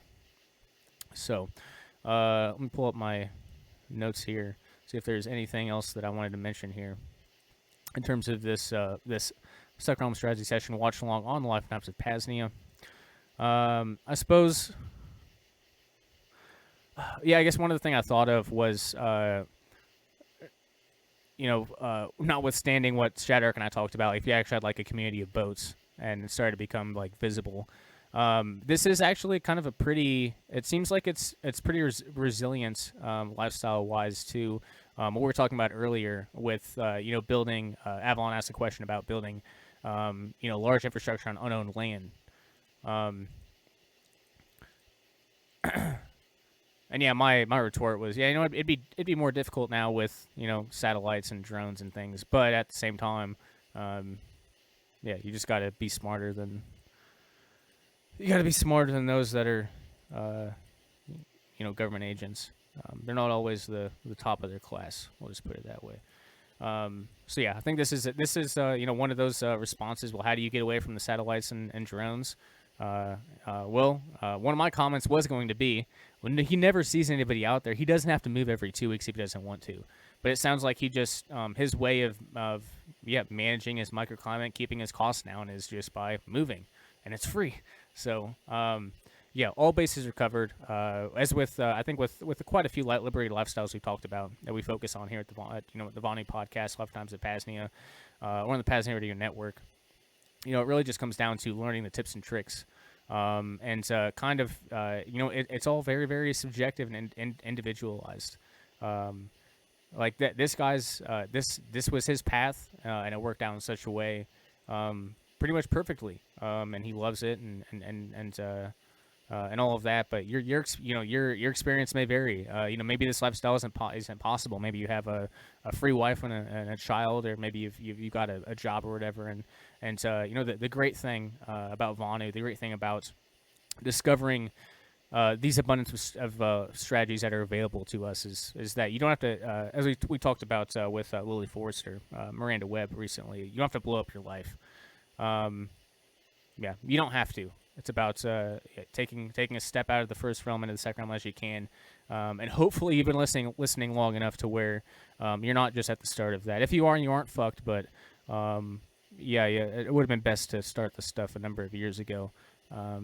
Not saying the learning curve is impossible. It's definitely not. And we've got all sorts of resources available at phonepodcast.com for you, or I guess even more reliably now. You know, find it on Rumble or the P.A.Z.NIA library, lbry.paznia.com. I will make a habit, at least for like a month or two's of shows. Some of these Celebration Saturday transmissions come out to like 7 or 8 or 10 gigabytes. So maybe we'll do like a month or two of these transmissions available on the P.A.Z.NIA network, and then you'll have to go to Vonu or something. But regardless, yeah, make sure to tune in wherever you can. But I think that concludes anything else from that watch along. Definitely not getting to the second one tonight. But check my notes here, see if there's anything else I wanted to discuss. There is not. So we will begin to close her out this evening. Certainly appreciate if you've been here since 3 p.m. or I guess 4 p.m. Eastern, 3 p.m. Central. My guy, my word, thank you for being here. And if you haven't, I certainly understand if you haven't been able to tune in the entire time. But it's been another wonderful Celebration Saturday transmission. Thane kicked it off wonderfully as always. Truly groundbreaking show. Something, I mean, there's not much out there that exists like that, if anything. So truly appreciative of Thane's show and his conversation with Uri today. The P.A.Z.NIA deprogramming, there wasn't too much of it. And then, yeah, always great to talk to Richard Dick Reeser from the Bitcoin Bugle. Always stellar. But as for PAZNIA, PAZNIA.com/radio is the place to go for all things PAZNIA Radio Network. You can find the weekly schedule, what to look forward to. You can find ways to support the program. You can find ways to become a part of the program, whether that's starting your own show, just dropping a message for the chat. You got a question, you got a topic, whatever.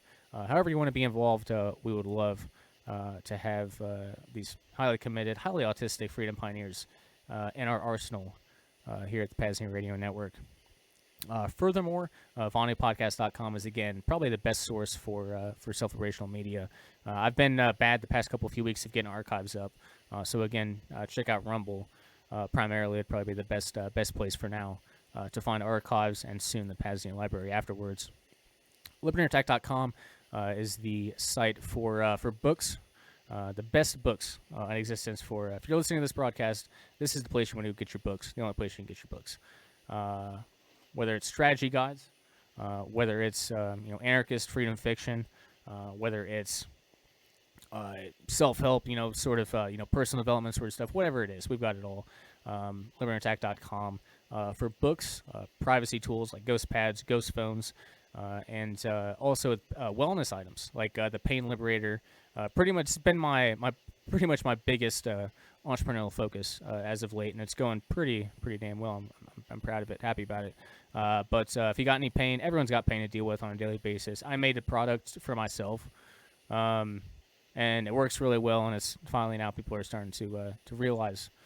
It's very basic. I'm not fucking smart. It's just like putting pieces together that should have been there already.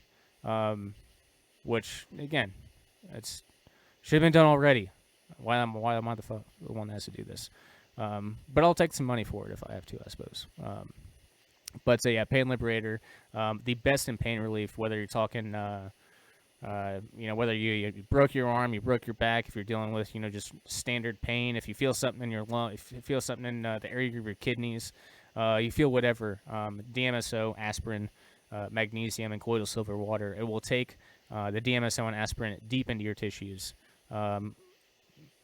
Solving your pain. We've also got Pain Liberator Mini, which is just a smaller version of that, and then Pain Liberator MG12, which is just DMSO and magnesium oil. More so, not necessarily for like those severe pain relief situations, but more for like post-workout, minor pain relief. Supplementation if you want to know how much magnesium you're getting with each spray. And knowing it's going to go in with 90+% of bioavailability, then that is for you. And you can just go to painliberator.com for that one, painliberator.com. But we'll go ahead and wrap this up. Wasn't planning on ending that in a Pain Liberator advertisement, but the fucking shit works, and it's hard to do anything if you're in pain or you're dealing with shit. And DMSO and aspirin are just miraculous things. It's marketed as pain relief, but aspirin by itself is like here's like some nine forms of cancer, like by itself, just crazy shit. And that comment alone is probably gonna get this video banned on YouTube, but that's okay. Point is, these are great things that use for pain relief, but it's just something great. You feel anything anywhere, just you're gonna be better off spraying it. So. With that said, thank you so much for tuning into this Self-Liberation Saturday transmission. We're not quite done yet. We got just another, what do we got here? Another like 15 minutes of closing deprogramming. But anyway, thanks so much for tuning into Life Times of P.A.Z.NIA, a monthly news show from Veritas. We'll be back in August. It'll be a longer gap this time, probably. I don't know when we'll get together to do this next month, but we'll let you know. PAZNIA.com/radio. Again, for anything PAZNIA Radio Network. This is the, again, I have vested interest in this, of course, but I listen to everything. I read everyone, just like Bill Cooper told me back in the 90s. This is a very interesting niche. Spread the shit everywhere. Follow us on TikTok. Follow us on Instagram. Blast this shit out. We certainly appreciate it. And we do hope you get involved. This isn't just a one-way thing. We're trying to build a real, IRL parallel network. Not just trying, we're doing it. And we would love for you to be involved if you forsworn the use of coercion and you're ready to fucking build the future that we need at this present time. So,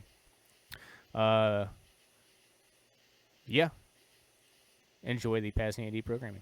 You're listening to the PAZNIA Radio Network.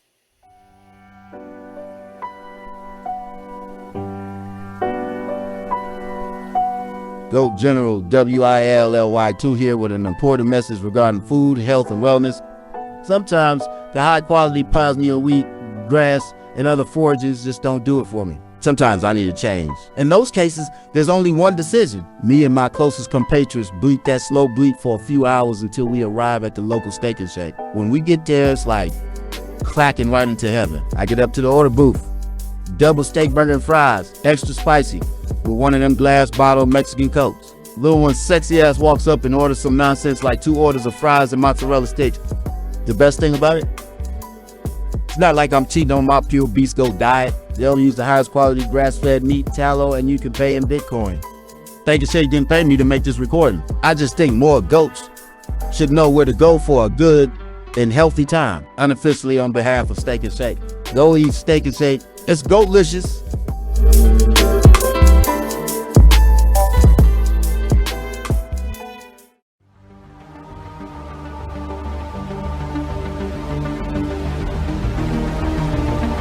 Hello friends, fellow self-liberators.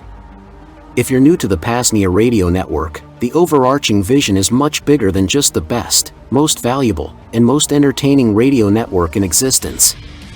We are building the second realm, a parallel network founded upon the principles of truth, voluntarism, and peace.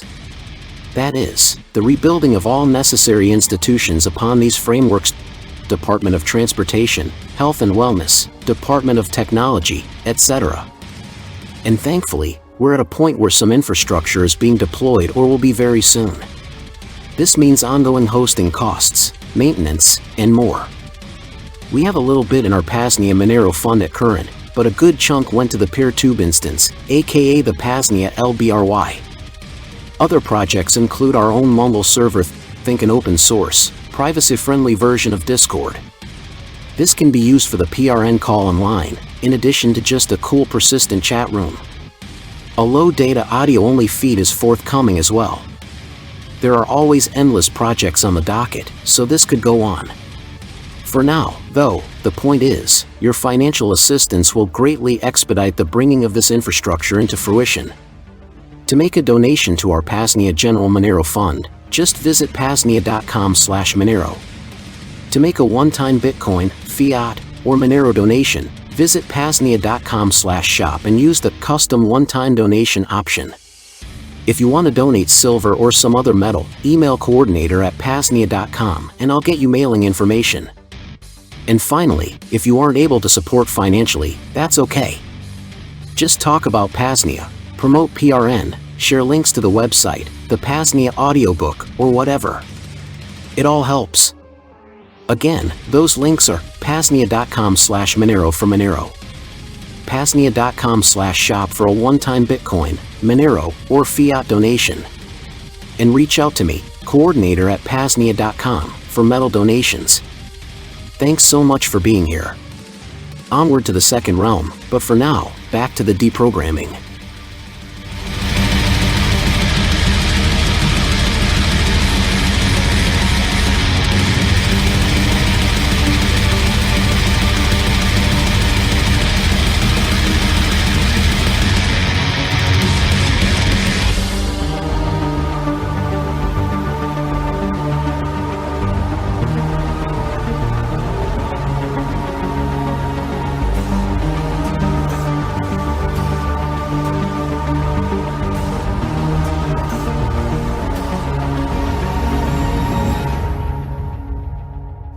Billy Mays here for the Free Republic of PAZNIA. Ever get tired of the stain of statism, the stinking odor of coercion? Visit PAZNIA.com and join the second realm today.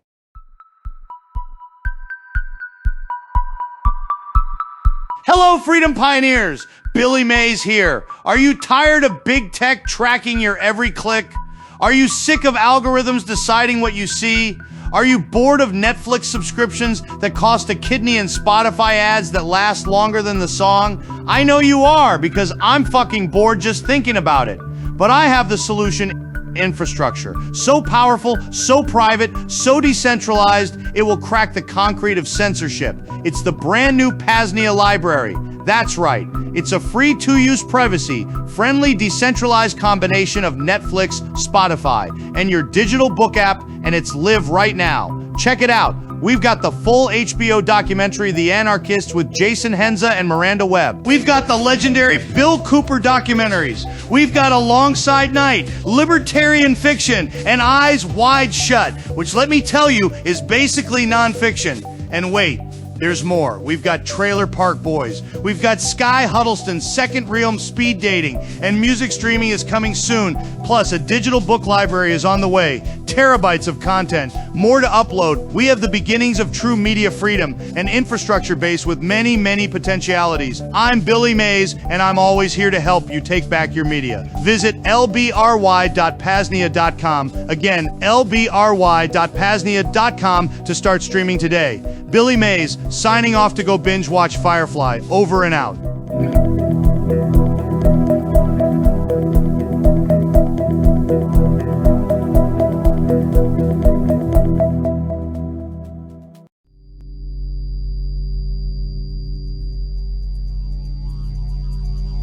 Oh yeah.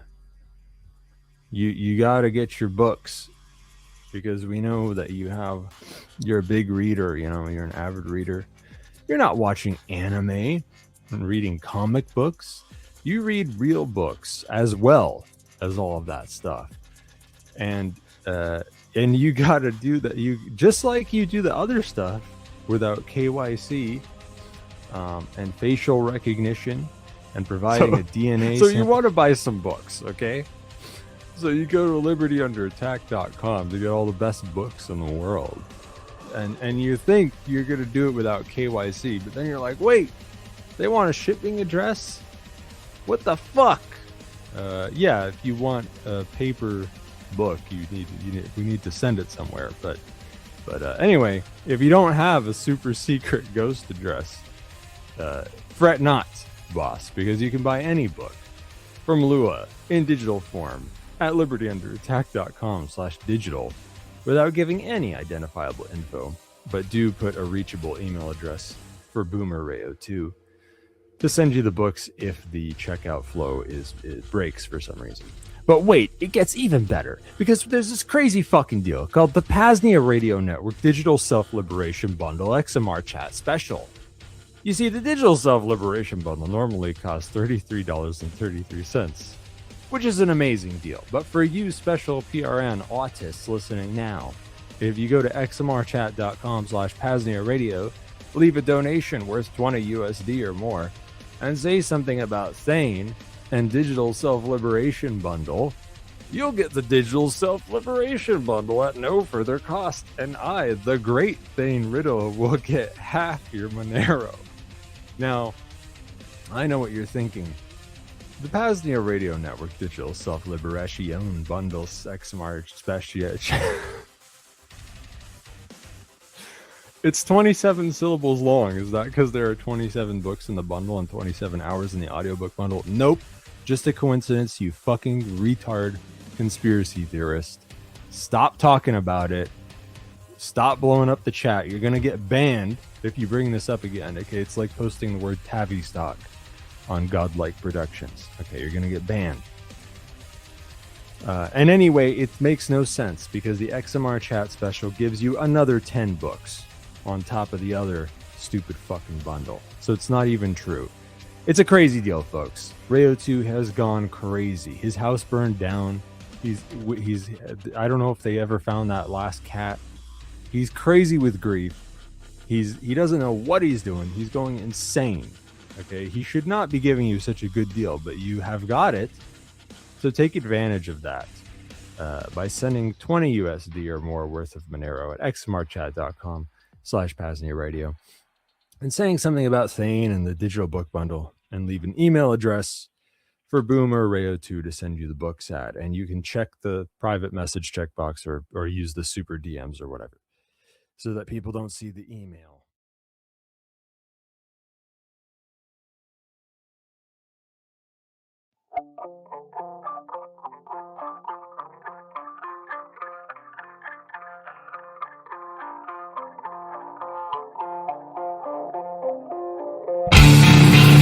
origin of symbolism.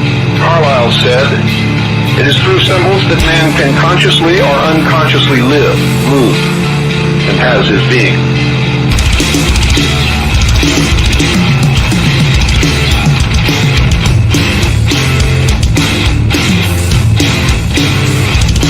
Those ages, moreover, are counted the noblest, which can best recognize symbolic worth and prize it at its highest.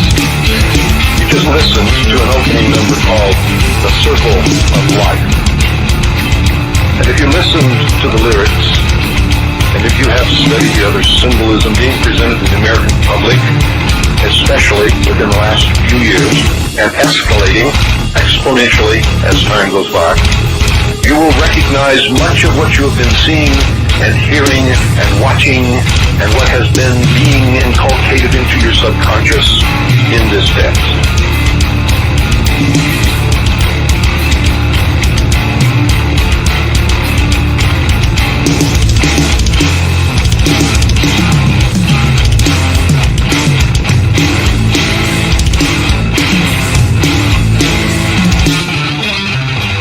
With the 48 constellations, that's right, constellations.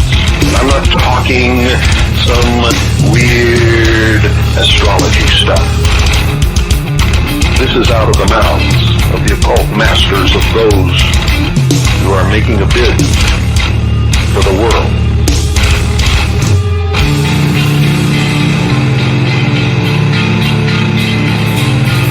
They are at the point in time that they have been striving for throughout history, where finally, if no one foils their efforts, the pearl of great price is within their reach.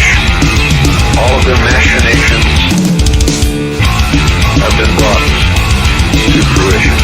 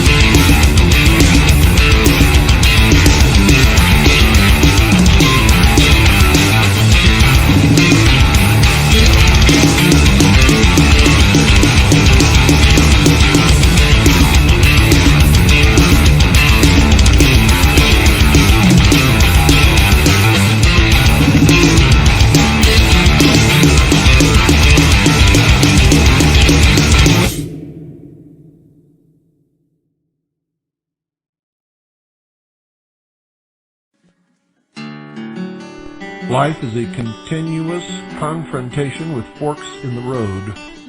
One is good, one is bad.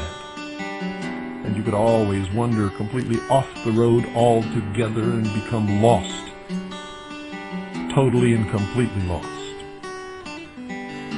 If you take the wrong fork at one of these junctions, there is always the opportunity at the next fork to get back on track. But it is a constant battle within ourselves. You see, I have studied this concept for many, many years, and I have to tell you that if there is a real devil, like Flip Wilson used to say, the devil made me do it. Now, I'm not telling you that there's no such thing as Satan or Lucifer. I'm telling you this. If there really is a devil, that devil exists in the hearts and minds of men and nowhere else. Nowhere else. For if you take man out of the equation, evil ceases to exist, and there is left only the laws of the universe and the balance of nature. Put man in the equation, and before long, evil will rear its ugly head and present itself to the world. The evil is within man, and that is why it was called the fall. The devil never made anyone do it.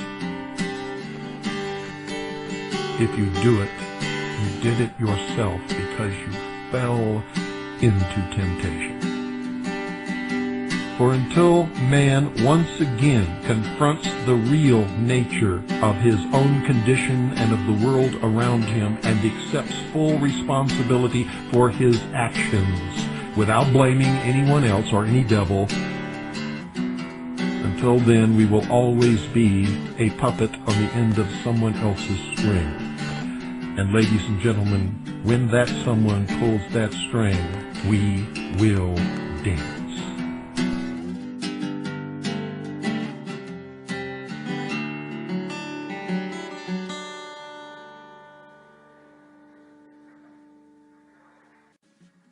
You've just heard a transmission of the P.A.Z.NIA radio network, the entertainment and propaganda arm of the Free Republic of P.A.Z.NIA, a public service of the P.A.Z.NIA Free Press. Long live the Second Realm.